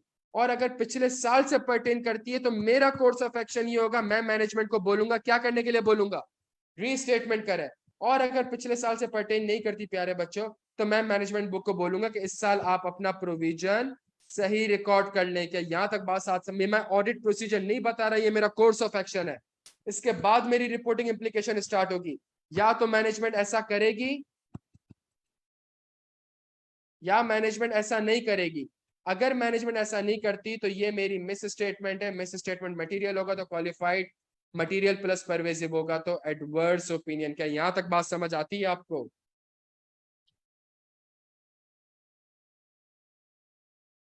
आप खुदा का वास्ते समझने की कोशिश करें, इस चीज में आप कंफ्यूज हो गए। अगर मैं आपसे ये कहता हूं अगर मैं आपसे ये कहता हूं अगर मैं आपसे ये कहता हूं प्यारे बच्चों कि मैं ये चेक करूंगा, मेरा कोर्स ऑफ एक्शन ये होगा कि I will compare the actual provision with the general provision. That is my course of action. मैं ये नहीं लिख रहा कि मैं प्रोविजन को कैसे वेरीफाई करूंगा। अगर मैं कह रहा हूं कि अगर ये मिस स्टेटमेंट पिछले साल से परटेन करती है तो मैं रीस्टेटमेंट की तरफ जाऊंगा, बिकॉज मटीरियल है। मैं ये नहीं कह रहा कि मैं कैलकुलेशन करके इसको चेक करा रहा हूं कि मटीरियल है कि नहीं है। ये खुदा का वास्ते समझने की कोशिश करें। ये 10% प्रोविजन को वेरीफाई करने के लिए 6 प्रोसीजर्स है। मैं प्रोसीजर्स नहीं लिख रहा। ये ऊपर जो हमने गोइंग कंसर्न का सवाल किया था ना प्यारे बच्चों, कहां गया। ये इवेंट और कंडीशन है जो कि गोइंग कंसर्न। तो मैं, ये मेरा कोर्स ऑफ एक्शन है, ये मेरा ऑडिट प्रोसीजर थोड़ी है।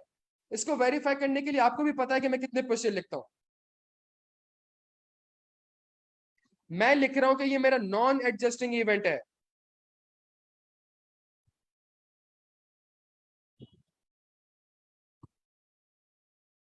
बच्चों के यहां तक बात समझ आ रही है, क्या यहां तक बात समझ आ रही है।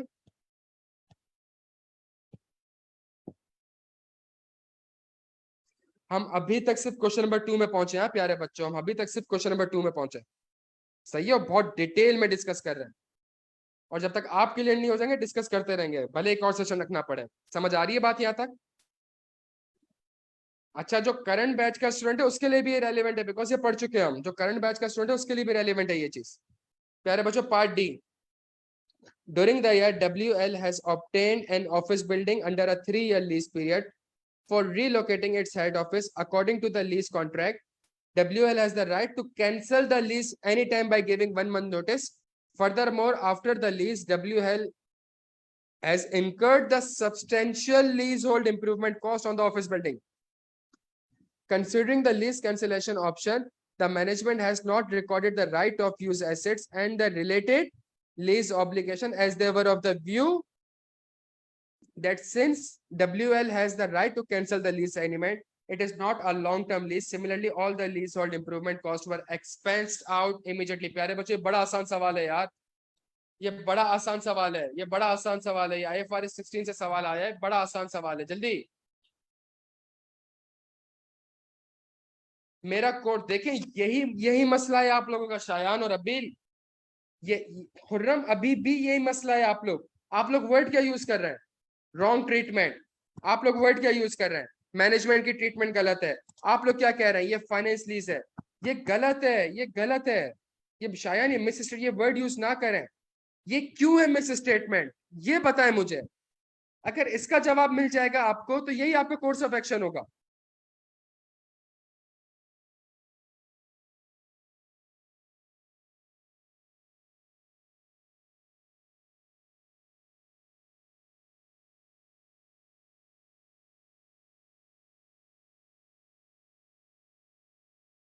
Exactly exactly. अगर नॉन कैंसिलेबल होगा, अगर नॉन कैंसिलेबल होगा तो हम उसको पार्ट बनाते हैं। क्यों? अगर रीजनेबल हो कि मैं ये ऑप्शन एक्सरसाइज, अगर मुझे पता, मैं बेवकूफ तो थोड़ी हूं कि मैं 3 साल का एग्रीमेंट करके बैठा हुआ हूं और मैं अरबों रुपए खर्च करके बैठ चुका हूं।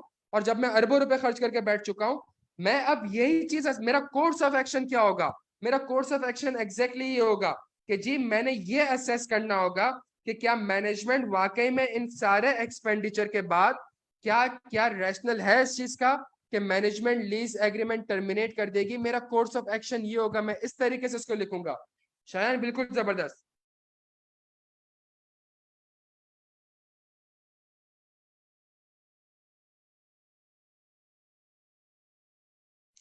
मैं ये चेक करूंगा, मेरा कोर्स ऑफ एक्शन होगा कि जो मैंने लीज और लैंड पे एक्सपेंडिचर किया है उसकी अमाउंट कितनी है। मैं अमाउंट को वेरीफाई नहीं कर रहा हूँ, खुदा का वास्ता है, इसको ऑडिट प्रोसीजर मत कहिएगा। मैं ये असेस करूँ, अमाउंट ही मैंने 200-300 रुपए की करी हुई है, अब क्या उखाड़ लोगे? हाँ जी, अमाउंट ही 100-200 रुपए की करी है, क्या अब भी टर्मिनेट नहीं करूंगा?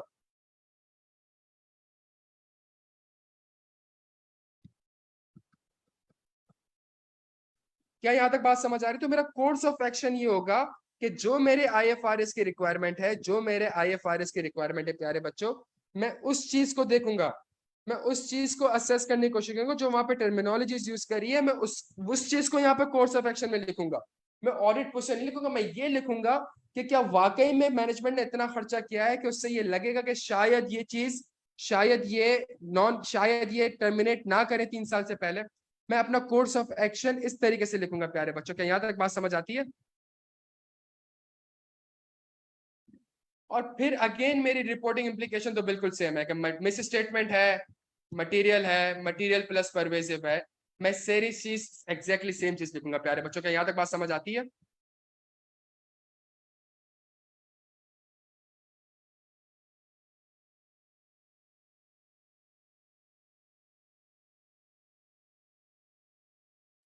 प्यारे बच्चों, क्वेश्चन नंबर 3।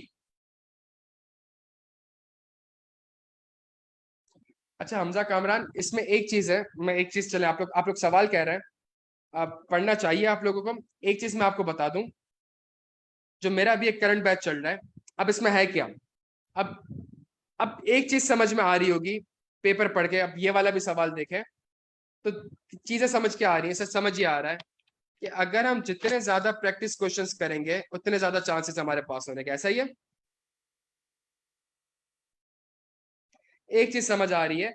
और प्रैक्टिस क्वेश्चन में अभी आईएफआरएस 16 से उसने एक चीज पूछी है, अभी आईएफआरएस 16 फर्स्ट टाइम उसने एग्जामिन करा और एक चीज पूछी है। आईएफआरएस 16 में वो 1000 चीजें पूछ सकता है। अभी तो उसने आईएफआरएस 9 आपसे पूछा ही नहीं है, अभी तो आईएफआरएस 15 वो उतना घुसा ही नहीं है उसके अंदर। सही है प्यारे बच्चों, अभी तो इंश्योरेंस कॉन्ट्रैक्ट भी अप्लाई हो गया है, वो उस पर भी नहीं आया अभी तक। आईएफआरएस 2 के अंदर अभी तक वो आया नहीं है। कंसोलिडेशन में अभी भी कुछ नहीं कर रहा वो। प्यारे बच्चों, अब इसका इसका सिंपल सॉल्यूशन क्या है? इसका सिंपल सॉल्यूशन आपकी आयजा की किताब नहीं है। इस चीज से एग्री करते हो? अब तक मुझे बताया, हमने जितने सवाल करे कि आयजा ने हेल्प करा हमें। क्वेश्चन 1 2 3 50 नंबर का सवाल था आपका, 50 नंबर का क्या, 60 नंबर का सवाल। सर आयजा हेल्प नहीं करता। हाँ, कॉन्सेप्ट हमें पता है, कॉन्सेप्ट हम सबको पता है। हमें अब करना क्या होगा, हमें क्या करना होगा प्यारे बच्चों, हमें अब एक प्रैक्टिस करनी होगी। प्यारे बच्चों, इसमें बस मैं एक चीज ऐड कर दूं, एक चीज ऐड कर दूं। इस बैच में जो एक सबसे अच्छी चीज मैं कर रहा हूँ, वो ये कर रहा हूँ कि मैं अब सिर्फ और सिर्फ प्रैक्टिस करवा रहा हूँ। कॉन्सेप्ट बच्चों के पास सारे हैं, सारे पढ़ा दिए, सब कुछ कर दिया। कोई 100 से 150 सवाल के टारगेट है हमारा कि हमने पेपर से पहले प्रैक्टिस करनी है। एसीसीए के पिछले 10 अटेम्प्ट में जितने भी सवाल आए वो सारे हमने करने हैं। और इनमें से कुछ सवाल ऐसे हैं जो कि एसीसीए और आईसीडब्ल्यू के पैटर्न से कॉपी किए गए। इसी के साथ साथ हमारे पास जो आईसीडब्ल्यू के सवाल है, वो इंशाल्लाह हमारा टारगेट है कि हम आईसीडब्ल्यू के सवाल करें। बिकॉज मसला आप लोगों का क्या है प्यारे बच्चों, आप लोगों का सबसे बड़ा मसला ये कि अब आप लोग फेल हो गए हो ना। अब जब आप लोग फेल हो गए हो, तो अब आप वापस से वही सीफेप के सवाल करोगे ना, तो आपको लगेगा आपको आता है, आपको लग रहा होगा आपको आता है। लेकिन जब, और सीफेप में कितने सवाल होंगे टोटल, 40-50 सवाल, पिछले 6-7 अटेम्प्ट के सवाल देख लोगे, 8 अटेम्प्ट के सवाल देख लोगे, तो 40-50 सवाल होंगे।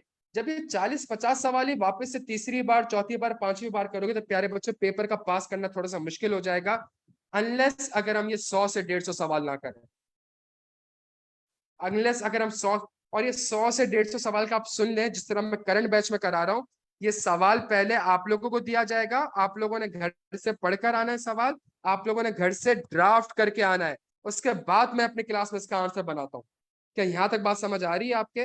तो अगर हम इस तरीके से लेके चलेंगे, जो मैं स्ट्रेटेजी की बात कर रहा था, अगर हम ये काम करें, देखें ना, सिंपल सी चीज है, पेपर आप उठा के देख लें, रिस्क प्रोसीजर 70 नंबर का था, खत्म हो गई बात, और कुछ नहीं कहूंगा मैं।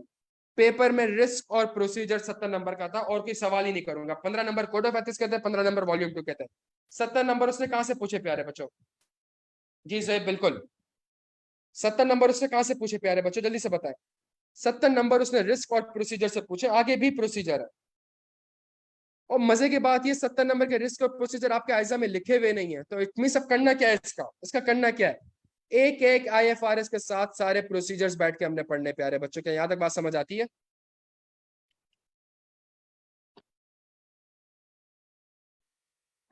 और अगर मेरी आपसे रिक्वेस्ट है, अगर हम हफ्ते के 10 आवर भी इन्वेस्ट कर लेना प्यारे बच्चों, यार देखें, मैं आप देखें, मैं 1.5 घंटे के बाद ये बात कर रहा हूं, वो भी तब जब बच्चे ने मुझे डायरेक्ट मैसेज किया है। आप, इस सेशन का पर्पस ये है, आप मिस्टेक आइडेंटिफाई करें। इस सेशन का सिर्फ एक पर्पस है, आप मिस्टेक आइडेंटिफाई करें। मिस्टेक अभी 2-3 सवालों में हमें ये समझ आ गई है, मैं हमेशा से करता हूं, मैं हर आईएफआरएस के ऊपर प्रोसीजर भी लिखता हूँ। ठीक है, अभी हमें मिस्टेक मिस्टेक आइडेंटिफाई हो गई है। स्ट्रेटेजी क्या होगी? स्ट्रेटेजी वापस से वही C5 का सवाल करोगे प्यारे बच्चों, वापस से अगर C5 का सवाल रखोगे, वापस से वही सवाल करोगे, वापस से डिमोटिवेट होगे। और यही डिमोटिवेट क्या होगी पता है? जो अभी बच्चा मैसेज कर रहा है, सर तीसरी अटेम्प्ट में फेल हो चुका हूँ, समझ नहीं आ रहा पास क्यों नहीं हो रहा, सर पिछले 6 अटेम्प्ट के पास पेपर देख के चला गया था। अब मसला हमारा सारा ये आ रहा है प्यारे बच्चों, चीजें चेंज हो रही हैं। 100 से 150 सवालों की जब तक हम प्रैक्टिस नहीं करेंगे, और ये 100 से 150 सवाल ऐसे नहीं कि हम एक महीने में करेंगे, ये over the next 4 to 5 months में होगा। इससे इंशाल्लाह हमारा क्या होगा? अब आईकेप कोड ऑफ एथिक्स है, अब आईकेप कोड ऑफ एथिक्स में हम पास पेपर्स के सारे सवाल कर चुके हैं। व्हाट इफ अगर हम एसीसी के सवाल देखें, व्हाट इफ हम आईसीडब्ल्यू के सवाल देखें, व्हाट इफ हम एमएसए 1 के सवाल देखें, तो अब जो ये अगले 5-6 महीने प्रैक्टिस होगी, तो जो पिछले बैच का स्टूडेंट है, लेट से जो पिछले बैच का स्टूडेंट है, तो उसको अपने पोर्टल का एक्सेस चाहिए, उसको पोर्टल का एक्सेस भी मिल जाएगा, और जो करंट बैच में चीजें चल रही है वो भी मिल जाएगी, सिर्फ इसलिए ताकि एटलीस्ट पेपर पास करो आप। और ये जो एक्सरसाइज मैं कर रहा हूँ ना प्यारे बच्चों, ये जो एक्सरसाइज कर रहा हूँ, खुदा का वास्ता इसको करिएगा। इसके आंसर्स भी शेयर हो रहे हैं, एग्जामिनर कमेंट्स भी शेयर हो रहे हैं। अगर हम दिन में 10-12 घंटे प्यारे बच्चों, अगर हम हफ्ते में 10 घंटे भी इन्वेस्ट करते हैं ना, मिलके मेहनत करते हैं 10 घंटे की, प्यारे बच्चों आप यकीन करें, हम अगले 4-5 महीने में 100, 150, 200 घंटे बड़े आराम से पढ़ चुके होंगे।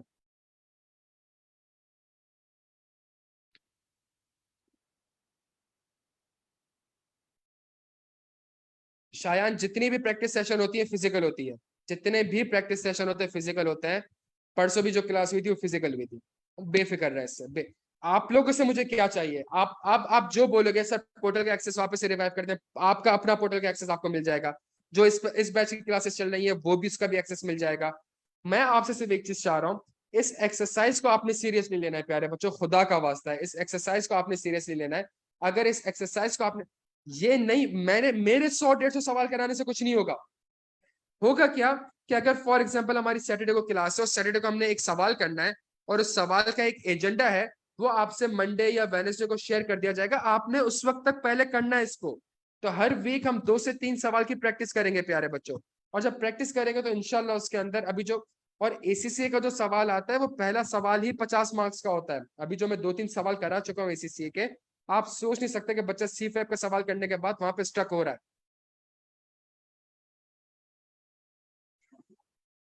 अब्दुल्ला, मेरे पार्ट पे सब मिल जाएगा, आपके पार्ट पे सिर्फ एक चीज चाहिए। अगर कोई क्लास में आपको होमवर्क दूं मैं, आप लोगों ने क्लास से पहले उसको पढ़कर आना है, करके आना, और क्लास में पार्टिसिपेट करना है, और लिखते रहना है, और प्रैक्टिस कर, एक रजिस्टर खरीद लें और एक टारगेट बना लें कि यार इस रजिस्टर को हमने सिर्फ प्रैक्टिस से पढ़ देना है। अरशद खान, लास्ट क्लास में मैंने सवाल कराया था, बायोलॉजिकल एसिड के ऊपर सवाल आया हुआ है एसीसीए में, बायोलॉजिकल एसिड्स के ऊपर। अब आप अंदाजा लगा लेना यार, अब ये चीज अगर आके पूछे आपसे कभी, तो आप क्या हाल होगा हमारा। तो जितने भी आईएफआरएस है, इनकी सिर्फ समरीज या प्रोसीजर नहीं, इनकी प्रैक्टिस के साथ हम इंशाल्लाह करेंगे।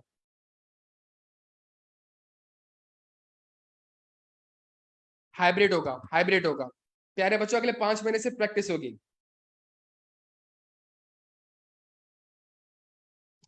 जिस चीज की प्रैक्टिस हो रही होगी, लेक्चर आपके पास आ रहा होगा, आप देख लीजिएगा रिवाइज करने के लिए, उसके बाद उस सवाल की प्रैक्टिस करिएगा। क्लास में जब हम डिस्कस करेंगे पता चल जाएगा कहाँ पे गलतियां हो रही है। जिस तरह अभी हम देखे ना, मुझे एक बात बताए ना, ये मैं आपको एक चीज एक्सप्लेन करूं, मैं आपको एक चीज एक्सप्लेन करूं। ये क्वेश्चन नंबर 2 अगर हम क्लास में कर रहे होते हैं, लेट से क्वेश्चन नंबर 2 अगर हम क्लास में कर रहे होते हैं, तो क्लास में मैं सवाल पढ़ता, मैं करवाता, आप पढ़ते, आप कहते हैं हाँ यार पिक हो गया, पिक हो गया कि हाँ चलो ये है। गलतियां कब आइडेंटिफाई में, जब आप ये कर आए हैं पेपर में।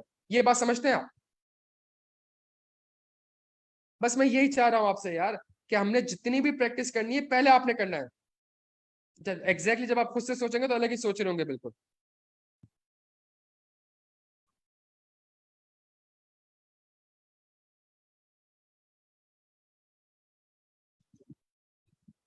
बिल्कुल अलग से आइडेंटिफाई होगी प्यारे बच्चों। प्रैक्टिस सेशन के नाम से, एसीसीए प्रैक्टिस सेशन के नाम से एक एजेंडा आ रहा है, उसमें सवाल भी आ रहा है, उसमें सॉल्यूशन भी आ रहा है, उसमें सजेशन आंसर भी आ रहा है, उसमें एग्जामिनर कमेंट्स भी आ रहा है।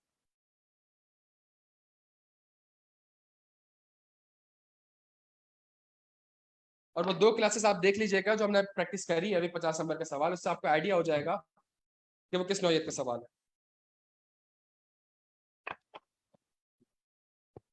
चले जी, क्वेश्चन नंबर 3। अगेन सवाल की रिक्वायरमेंट उसने चेंज करी है, और सवाल की रिक्वायरमेंट उसने कहा है evaluate the possibility of miss statement.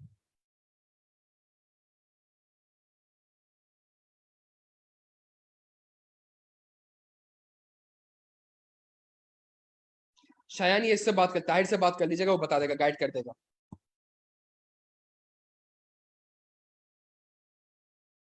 चले जी आ जाए।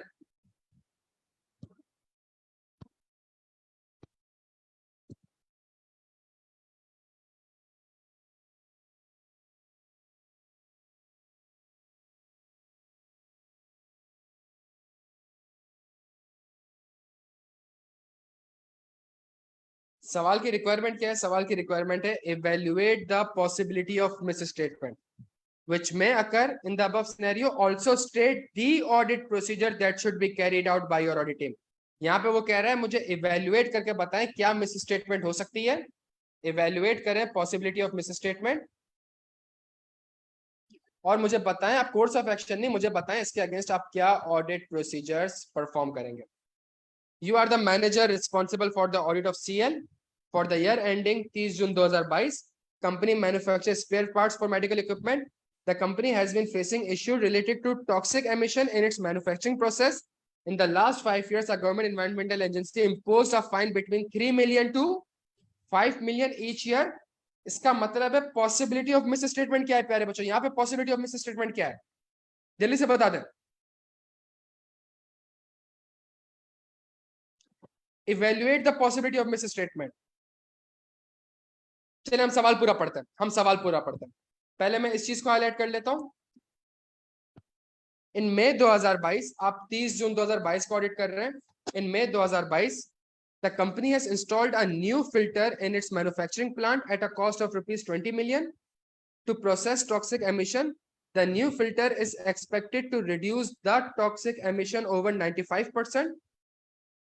It is expected that the installation of this new filter will prevent the imposition of fines by the GEA. Annual inspection of GEA is scheduled to take place in the month of August 2022। प्यारे बच्चों फिलहाल यहां तक read करके मुझे बताएं कोई है? अच्छा मैं एक और लाइन, चले हम पूरा सवाल पढ़ते हैं। During a meeting with the chief financial officer, she informed me the following: the filter is a new product of the filter manufacturer and CL is the first buyer of this product. Therefore, the filter manufacturers provided significant discount, has been providing excellent after sales service, and has provided a guarantee to CL that filter will significantly reduce the toxic emission. The existing provision has been reversed as the new filter is most likely to prevent imposition of fine. It means management ने एक provision record किया हुआ था और उस provision को क्या कर दिया है मैनेजमेंट ने प्यारे बच्चों? रिवर्स कर दिया है। Evaluate the possibility of miss statement, जल्दी छेती छेती।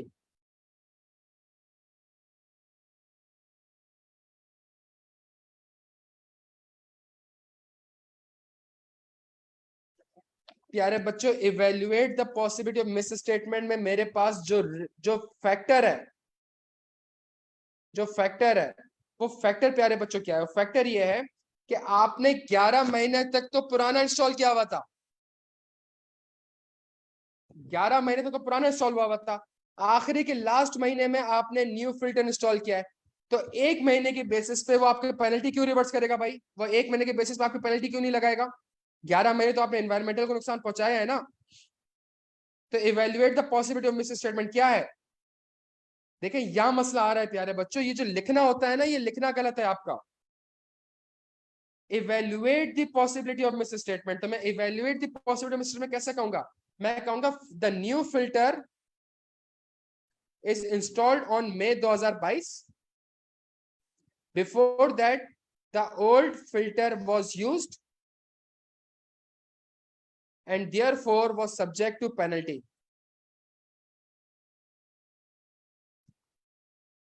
Therefore, evaluate the possibility of misstatement. Therefore, there is a possibility of misstatement that the regulator may further impose penalty. That's it. The प्यारे बच्चों, यहां तक बात समझ आती है? यहां तक बात समझ आती है? मेरा कोर्स ऑफ एक्शन क्या होगा प्यारे? जवाब दे दें यार, चले। यहां तक बात समझ आती है? ये इवेल्युएशन थी पॉसिबिलिटी ऑफ मिस स्टेटमेंट की।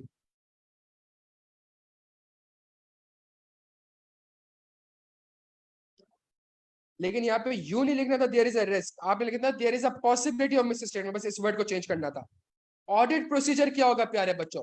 सबसे पहला ऑडिट प्रोसीजर आपका ये होगा, सबसे पहला ऑडिट प्रोसीजर ये होगा कि ये जो न्यू फिल्टर लगा है और जो ओल्ड फिल्टर था, मैं कार्बन ओमिशन जो मेरी हो रही है उसको कंपेयर कर लूंगा कि भाई ठीक है, मुझे मई के मंथ का, जून के मंथ का, जुलाई के मंथ का, अगस्त के मंथ का मुझे बता दे कार्बन एमिशन कितनी हुई है। अगर कार्बन एमिशन लेट से 1% हुई है और प्रीवियसली 3% होती थी, तो मैं कहूंगा हाँ, मैनेजमेंट का जवाब बिल्कुल सही है, मैनेजमेंट का क्लेम बिल्कुल सही है कि न्यू फिल्टर से। ये प्रोसीजर आपने लिखा था कंपैरिजन वाला। बच्चों क्या कर रहे हैं यार? एक कॉमन सेंस तो इस्तेमाल करें ना आप, एक कॉमन सेंस इस्तेमाल करें ना यार।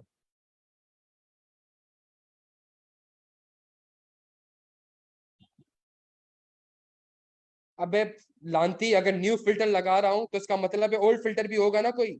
ये अब तक प्लांट बगैर फिल्टर के चल रहा था।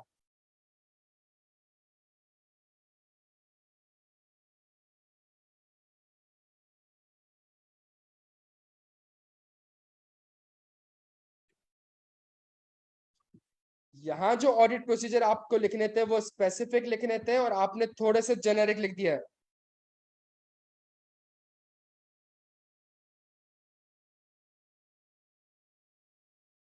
सेकंड चीज, मैं सब्सिक्वेंट करस्पॉन्डेंस फाइल देखूंगा बिटवीन किसके साथ? मैं सब्सिक्वेंट स्टेटस देखूंगा किसके साथ? रेगुलेटर के साथ, ऐसा ही है।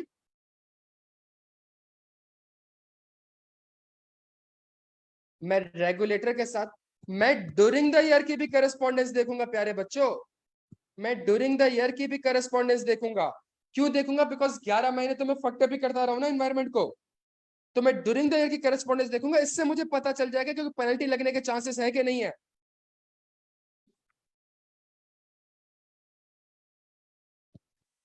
प्लस मैं लीगल काउंसिल से इंक्वायरी करूंगा।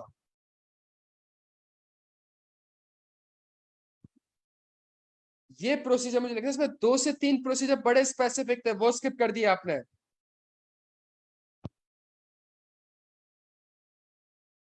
जब आप लिखेंगे ना मैं ड्यूरिंग द ईयर की करस्पॉन्डेंस फाइल इंस्पेक्ट करूंगा, तो मैं ये भी देखूंगा कि कहीं मेरा लाइसेंस तो टर्मिनेट नहीं हो रहा। और अगर मेरा लाइसेंस टर्मिनेट हो रहा है तो ये किस चीज को ट्रिगर कर देगा प्यारे बच्चों? ये किस चीज को ट्रिगर कर देगा? ये गोइंग कंसर्न को ट्रिगर कर देगा। सवाल में बहुत जगह पे गोइंग कंसर्न था प्यारे बच्चों।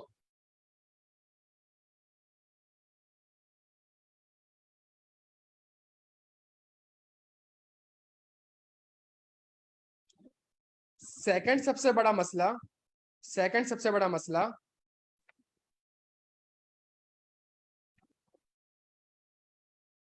कार्बन एमिशन हो रही है। क्या ये कार्बन एमिशन आप वेरीफाई कर सकते हो? प्यारे बच्चों कोर्स ऑफ एक्शन बताते हैं। मतलब रिस्क क्या है? रिस्क है कि मैनेजमेंट जो carbon emission evaluate the possibility of miss statement, कि जो मैनेजमेंट कार्बन एमिशन रिपोर्ट कर रही है वो करेक्ट ना हो। प्यारे बच्चों आइजा 620 auditor expert.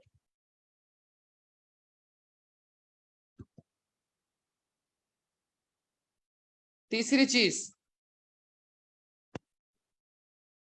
the useful life of the company's manufacturing plant has been increased from 10 years to 15 years. The useful life of the company's manufacturing plant has been increased from,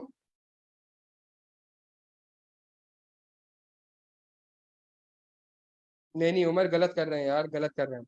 The useful life of company's manufacturing plant has been increased from 10 years to 15 years. Company had engaged an external independent engineering firm to review the useful life. प्यारे बच्चों useful life change की गई है,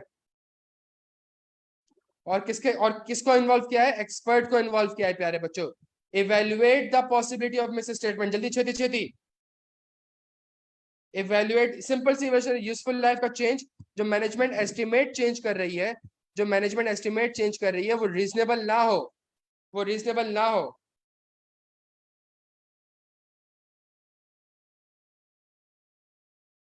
शायान गलत लिख रहे हैं आप मेरा प्यारा बच्चा। यूजफुल लाइफ अकाउंटिंग एस्टिमेट है, अकाउंटिंग पॉलिसी नहीं है। अकाउंटिंग पॉलिसी तब चेंज करता हूं जब रिलायबल होती है, अकाउंटिंग एस्टिमेट तब चेंज करता हूं जब सर्कमस्टांसेस चेंज होता है।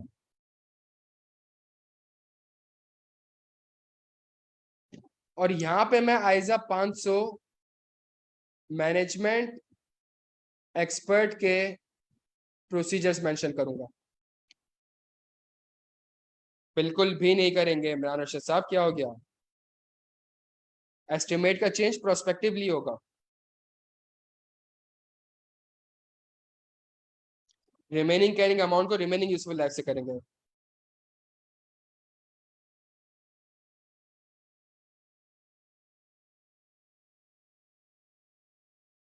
यार ये क्लियर है, अकाउंटिंग पॉलिसी अकाउंटिंग ऐसी तो क्लास में भी बैठ के पढ़ाता था यार, क्या हो गया भाई? बच्चों ये तो ना करो यार, अब ये नहीं बोलना कि ये भी नहीं पढ़ा हुआ हमने एफआर में।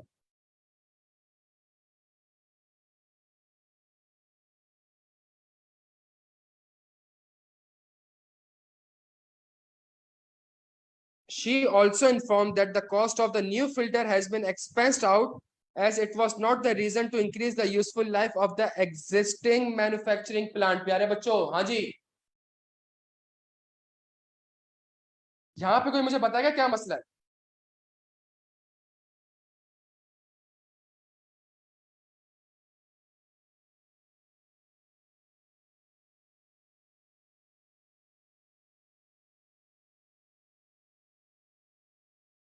प्यारे बच्चों सबसे बड़ा देखिए, उसका सवाल, उसका उसका रीजन सही है। वो रीजन क्या कह रही है? वो रीजन कह रही है इससे मेरी यूजफुल लाइफ तो नहीं बढ़ रही। तो ये जो मैंने सब्सिक्वेंट एक्सपेंडिचर किया है, ये जो मैंने सब्सिक्वेंट एक्सपेंडिचर मैं एक्सपेंस आउट कर रही हूँ। IAS 16 ये कहता है कि अगर आप कोई एक्सपेंडिचर करते हैं, आपने देखना है कि क्या इससे आपको फ्यूचर इकोनॉमिक बेनिफिट मिलेगा। अगर फ्यूचर में मुझे पेनल्टी नहीं पे करनी पड़ेगी इस फिल्टर की वजह से, तो इट मीन्स मुझे फ्यूचर इकोनॉमिक बेनिफिट मिल तो रहा है ना। तो it means evaluation of miss statement, evaluation of miss statement, इसको क्या करना पड़ेगा? इसको क्या करना पड़ेगा प्यारे बच्चों? इसको कैपिटलाइज करना पड़ेगा। सही है। अब कैपिटलाइज करना पड़ेगा प्यारे बच्चों, दो चीजें, किस अमाउंट पे कैपिटलाइज करूं, इसकी यूजफुल लाइफ क्या होगी, और इसका मेथड क्या होगा, डेप्रिसिएशन मेथड क्या होगा। इन तीन चीजों के ऊपर आपने प्रोसीजर परफॉर्म करना था। क्या यहां तक बात समझ आती है भाई? तीन ही चीजें चाहिए ना मुझे, प्लस एक सबसे बड़ा मसला प्यारे बच्चों, एक सबसे बड़ा मसला। इन मई 2022 the company has installed a new filter. तो इट मींस पुराना फिल्टर क्या हो जाना चाहिए? पुराने फिल्टर से आपको मजीद इकोनॉमिक बेनिफिट मिलेगा आपको।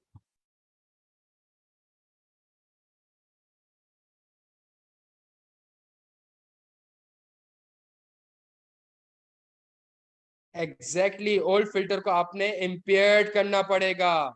ओल्ड फिल्टर को प्यारे बच्चों आपको क्या करना पड़ेगा? इम्पेयर्ड करना पड़ेगा। आप खुद सोचे ना, अगर एक दीवार बनी हुई है, मैं दीवार तोड़ के नई दीवार बनाता हूँ, तो पुरानी दीवार को तो मुझे खत्म करना पड़ेगा ना, जीरो पे रिकॉर्ड करना पड़ेगा। इसी तरीके से अगर मैंने ओल्ड फिल्टर निकाल दिया, उमर कुरैशी अगर 10 साल बाद डिस्पोज ऑफ करेंगे तो 10 साल तक 100 मिलियन की अमाउंट रहने दोगे एफएस में? अगर 10 साल बाद डिस्पोज ऑफ करेंगे तो क्या उसको 10 साल तक तुम रहने दोगे?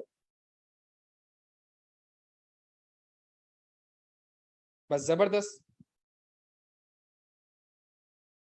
प्यारे बच्चों, सवाल समझ आ रहा है? ये सवाल सवाल में जिसने आपसे ऑडिट प्रोसीजर भी पूछे, बड़े ही स्पेसिफिक पूछे।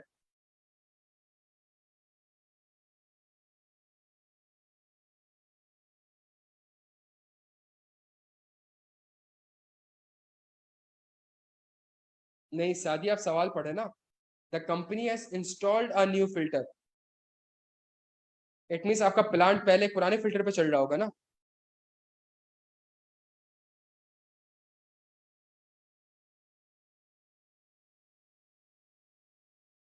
हम एक्सचेंज थोड़ी कर रहे हैं भाई।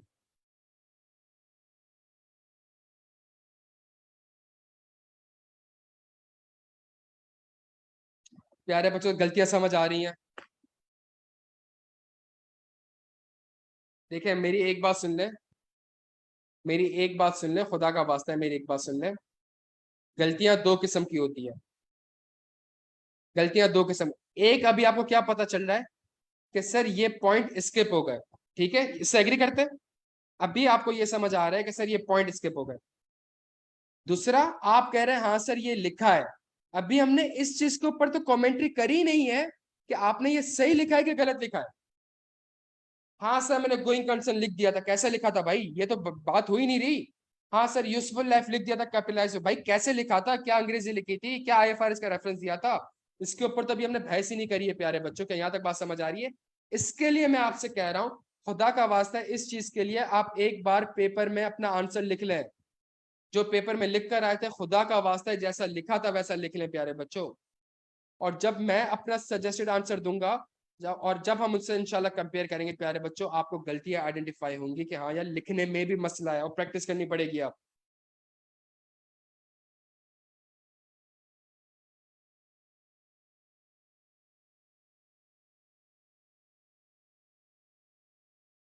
बच्चों क्लियर हो यहाँ तक?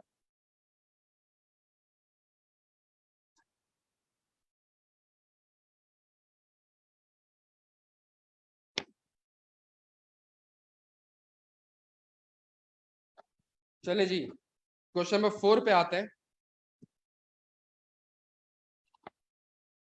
ये एक आसान सवाल था, और इसमें बच्चों को 10 मार्क्स आराम से मिल सकते थे। ये एक आसान सवाल था।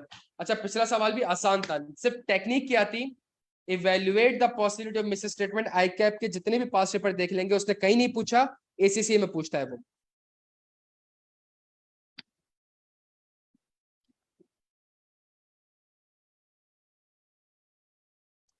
प्यारे बच्चों, Ayesha Khalid and company chartered accountant is planning the audit of its client for the year ending 31 दिसंबर 2022। ये सवाल जो अभी हमने करा है ना लास्ट टाइम में, ये इस रिक्वायरमेंट के कंटेंट एसीसी में मौजूद है। For this purpose, the firm is considering to appoint a certain partner responsible for some of the listed clients. The name of the relevant partners along with their association with the client are as follows. Faizan Rashid has served as a 5-year as an engagement partner on the audit. अच्छा कह रहे discuss whether the partner can be appointed. Threats कुछ नहीं बताने, discuss whether the partners can be appointed. Faizan Rashid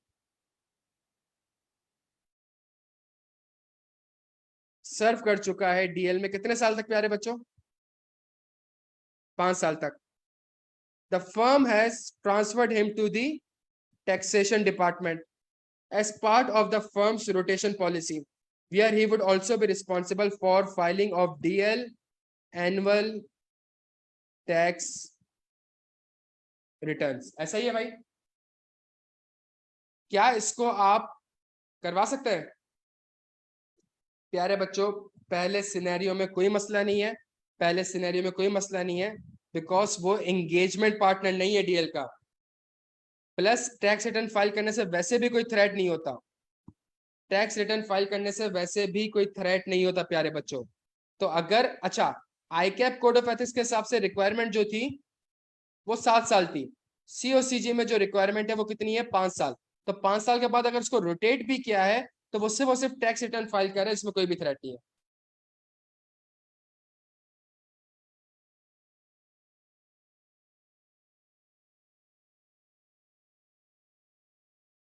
part two बताए भाई जल्दी से।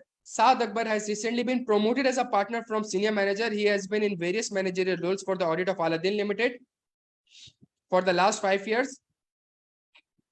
Before being promoted to the partner, the firm is considering to appoint Saad as the engagement partner of AL. हाँ जी,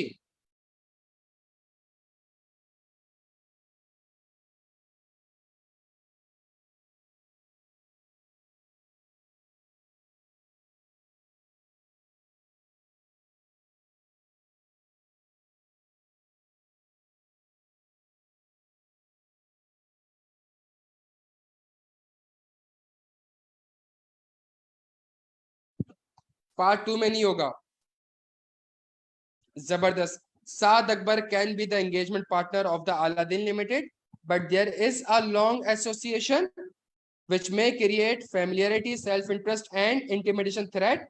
So the appropriate safeguard कि जी उसके काम को किसी appropriate chartered account, appropriate reviewer से review करवाते हैं। क्या यहाँ तक बात समझ आती है? बन सकता है लेकिन सेफगार्ड अप्लाई करना पड़ेगा। देखें, discuss whether the partner can be appointed, yes, लेकिन सेफगार्ड अप्लाई करने पड़ेंगे। सेफगार्ड अप्लाई नहीं करेंगे आप तो आप ये अपॉइंट नहीं कर सकते इसको।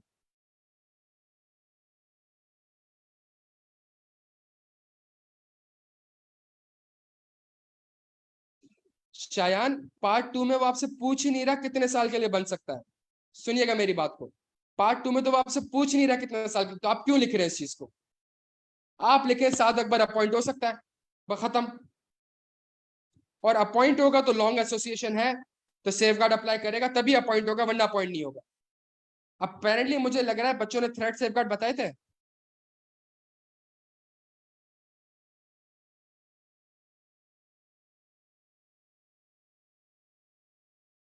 सेफगार्ड लिखने थे ना, उसी को तो मार्क्स थे।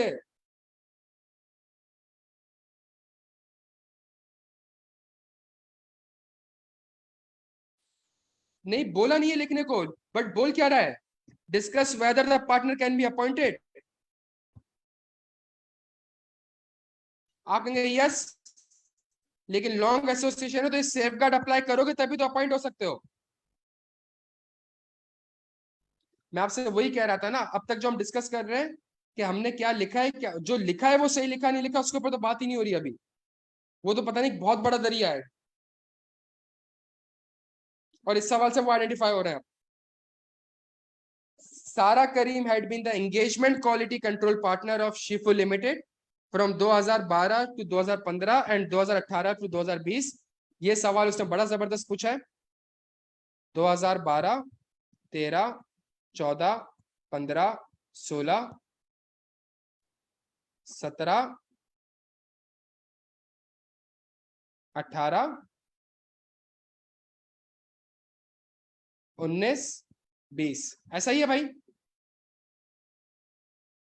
12 में quality partner, quality partner, quality partner, quality partner. 16, 17 में सिक लीव्स,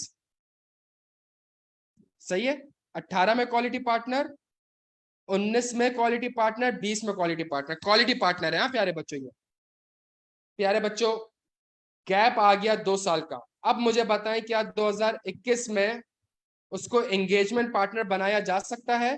क्या 2021 में उसको एंगेजमेंट पार्टनर बना सकता है? The answer is no. Engagement partner नहीं बन सकते। क्यों नहीं बन सकते? सिनेरियो एग्जैक्टली क्लास में क्या था, ये 2 साल का कूलिंग ऑफ पीरियड आ रहा है। ये 2 साल, क्वालिटी पार्टनर का कूलिंग ऑफ पीरियड होना कितने साल का चाहिए? 3 साल का। कूलिंग ऑफ पीरियड आ कितने साल का रहा है? 2 साल का। तो अगर कूलिंग ऑफ पीरियड 3 साल से कम का आ रहा है, अगर 3 साल से कम का आ रहा है तो इसको आपने इग्नोर कर देना पड़ेगा और अपनी काउंटिंग कंटिन्यू करनी पड़ेगी। 1, 2, 3, 4, 5, 6, 7।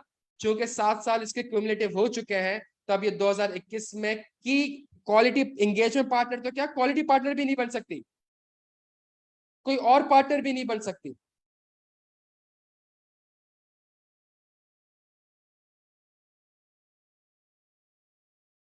क्या यहां तक बात समझ आती है प्यारे बच्चों?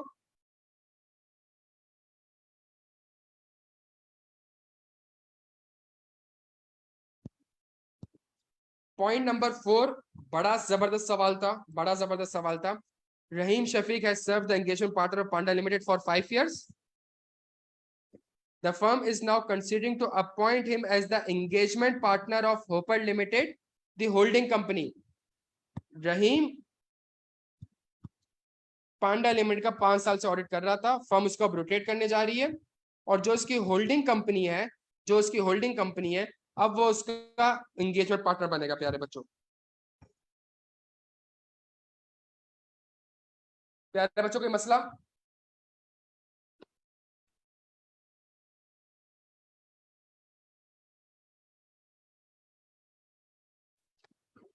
यारे बच्चों आपको यहाँ पे इस चीज के आंसर के लिए, इस चीज के आंसर के लिए आपको दो डेफिनेशन आईके के कोड ऑफ एथिक्स से लिखनी थी। पहली लिखनी थी की ऑडिट पार्टनर की, दूसरी आपको डेफिनेशन लिखनी थी रिलेटेड एंटिटी से। की ऑडिट पार्टनर कौन सा होता है? Engagement partner, quality partner, technical partner और एनी अदर पार्टनर जो कि एंगेजमेंट को इन्फ्लुएंस कर सके। तो अगर रहीम साहब होल्डिंग कंपनी के एंगेजमेंट पार्टनर हैं और यहाँ पे कोई और एंगेजमेंट पार्टनर है, इट मींस रहीम साहब यहाँ पे ग्रुप रिपोर्टिंग इंस्ट्रक्शंस भेजेंगे, ऐसा ही है। तो टेक्निकली स्पीकिंग वो इसके ऊपर और इसके रिजल्ट्स यहाँ पे मर्ज होंगे, इसके और जिसके ऊपर वो ओपिनियन देंगे, तो टेक्निकली स्पीकिंग वो इस एंगेजमेंट को इन्फ्लुएंस कर रहा है।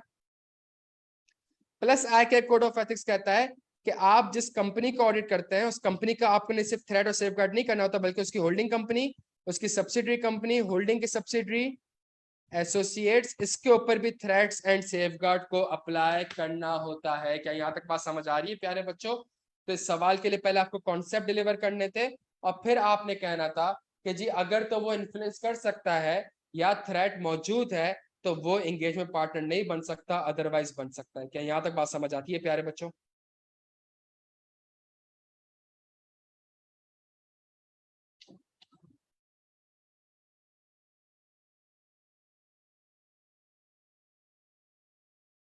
अनलेस अली हसन सवाल की रिक्वायरमेंट है तो लिखने, अदरवाइज नहीं लिखना है।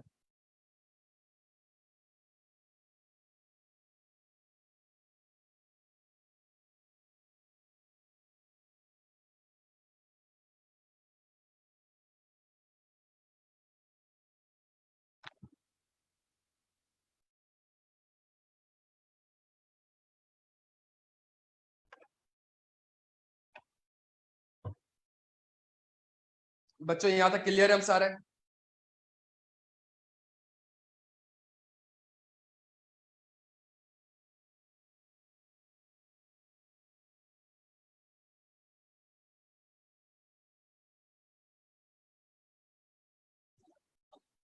ये जो 083474 है प्यारा बच्चा, कंपनीज एक्ट, कंपनीज एक्ट जो है, जो आप जिसकी बात कर रहे हैं, जिस सेक्शन की बात कर रहे हैं, वो कंपनीज एक्ट फर्म्स के ऊपर अप्लाई होता है। वो कहता है अगर किसी भी, अगर जो प्रोविजन मैंने आपको दिए हुए उस प्रोविजन में कहीं नहीं लिखा हुआ कि आप 5 साल से ज्यादा पार्टनर बन सकते हो, उस प्रोविजन में कहीं नहीं लिखा हुआ।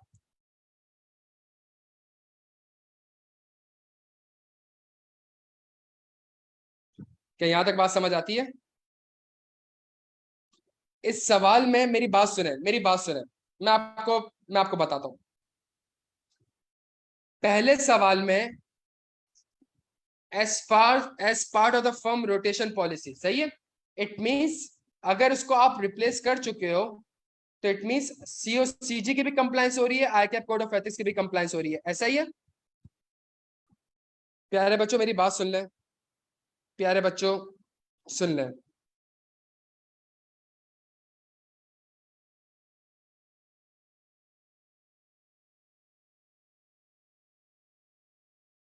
आवाज आ रही है सबको?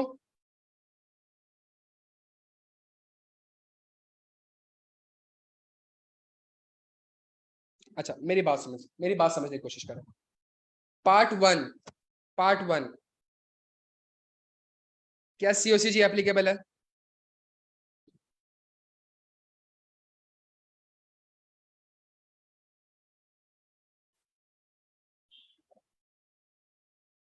प्यारे बच्चों, क्या सीओसीजी एप्लीकेबल है? जल्दी से बता दें। आप लोगों ने, आप लोग क्या इंटरप्रेट कर रहे हैं, ये बता दें जल्दी।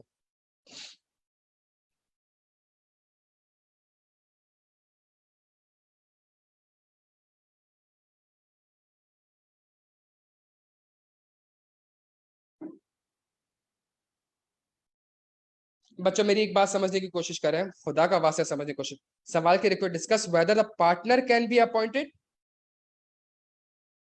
Whether the partner can be appointed. एक चीज हमेशा याद रखिएगा, अगर फाइनेंशियल इंस्टीट्यूशन है तो 5 साल बाद फर्म ही चेंज हो जाती है, तो पार्टनर कहां से रहेगा? और अगर नॉन फाइनेंशियल इंस्टीट्यूशन है प्यारे बच्चों, अगर नॉन, तो उसमें 5 साल बाद पार्टनर की रोटेशन है, पार्टनर की रोटेशन है। क्या पहले सवाल में, पहला सवाल अगर मैं देखूं, उसकी फर्म की अपनी पॉलिसी है, फर्म की अपनी पॉलिसी है कि उसने पार्टनर को रोटेट कर दिया। नहीं, अगर आप कह रहे हैं ना सीओसीजी, तो मैं आपको चीज बता रहा हूं, अगर वो पार्टनर को ही रोटेट कर चुका है प्यारे बच्चों, 5 साल बाद पार्टनर को ही रोटेट कर चुका है, और मैं ये एज्यूम भी कर लूं कि ये नॉन फाइनेंशियल इंस्टीट्यूशन है, तो सीओसीजी की तो कंप्लायंस वैसे ही हो रही है ना।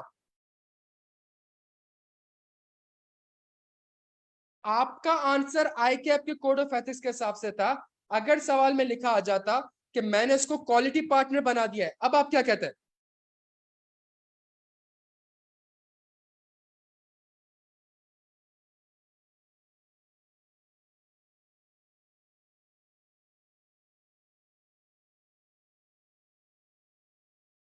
सादिया बिल्कुल सही है, बिल्कुल सही है।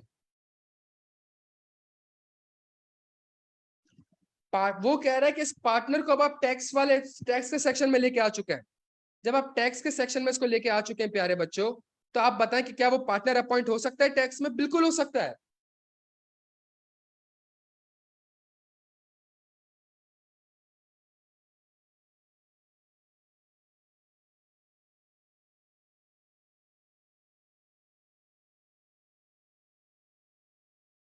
मुझे आप एक बात बताएं ना, इस सिनेरियो में सीओसीजी क्या अप्लाई हो रहा है? सीओसीजी क्या कहता है कि आप एटलीस्ट क्या काम कर लें, आप एट द मिनिमम पार्टनर को रोटेट कर ले 5 साल बाद। तो क्या आपने फराज को रोटेट कर दिया है? जवाब दें बच्चों, क्या फराज को रोटेट कर चुके हैं?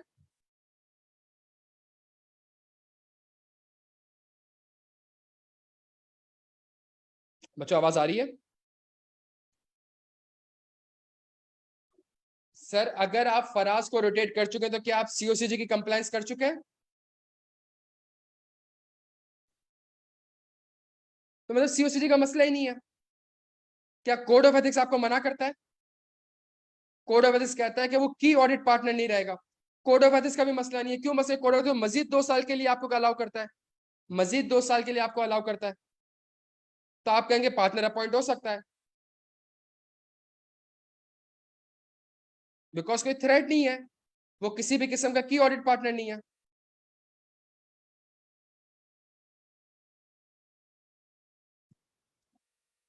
पार्ट टू में कोई मसला है? पार्ट टू तो प्योरली कोड ऑफ एथिक्स है प्यारे बच्चों, पार्ट टू तो प्योरली कोड ऑफ एथिक्स है। सीओसीजी का तो जिक्र भी नहीं करना है इसमें, ऐसा ही है, बिकॉज अभी अभी तो पार्टनर बना है।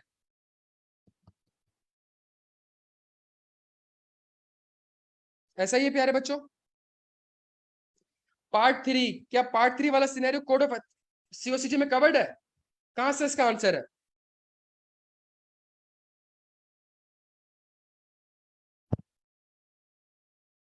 क्या .4 कोड ऑफ एथिक्स सीओसीजी है ही नहीं इसके अंदर यार।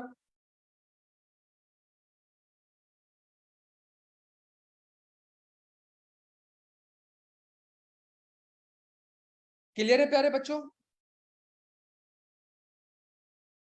तो देखें, ये जो कंफ्यूजन हो रही है प्रैक्टिस से ही दूर होगी इंशाल्लाह प्यारे बच्चों। अच्छा,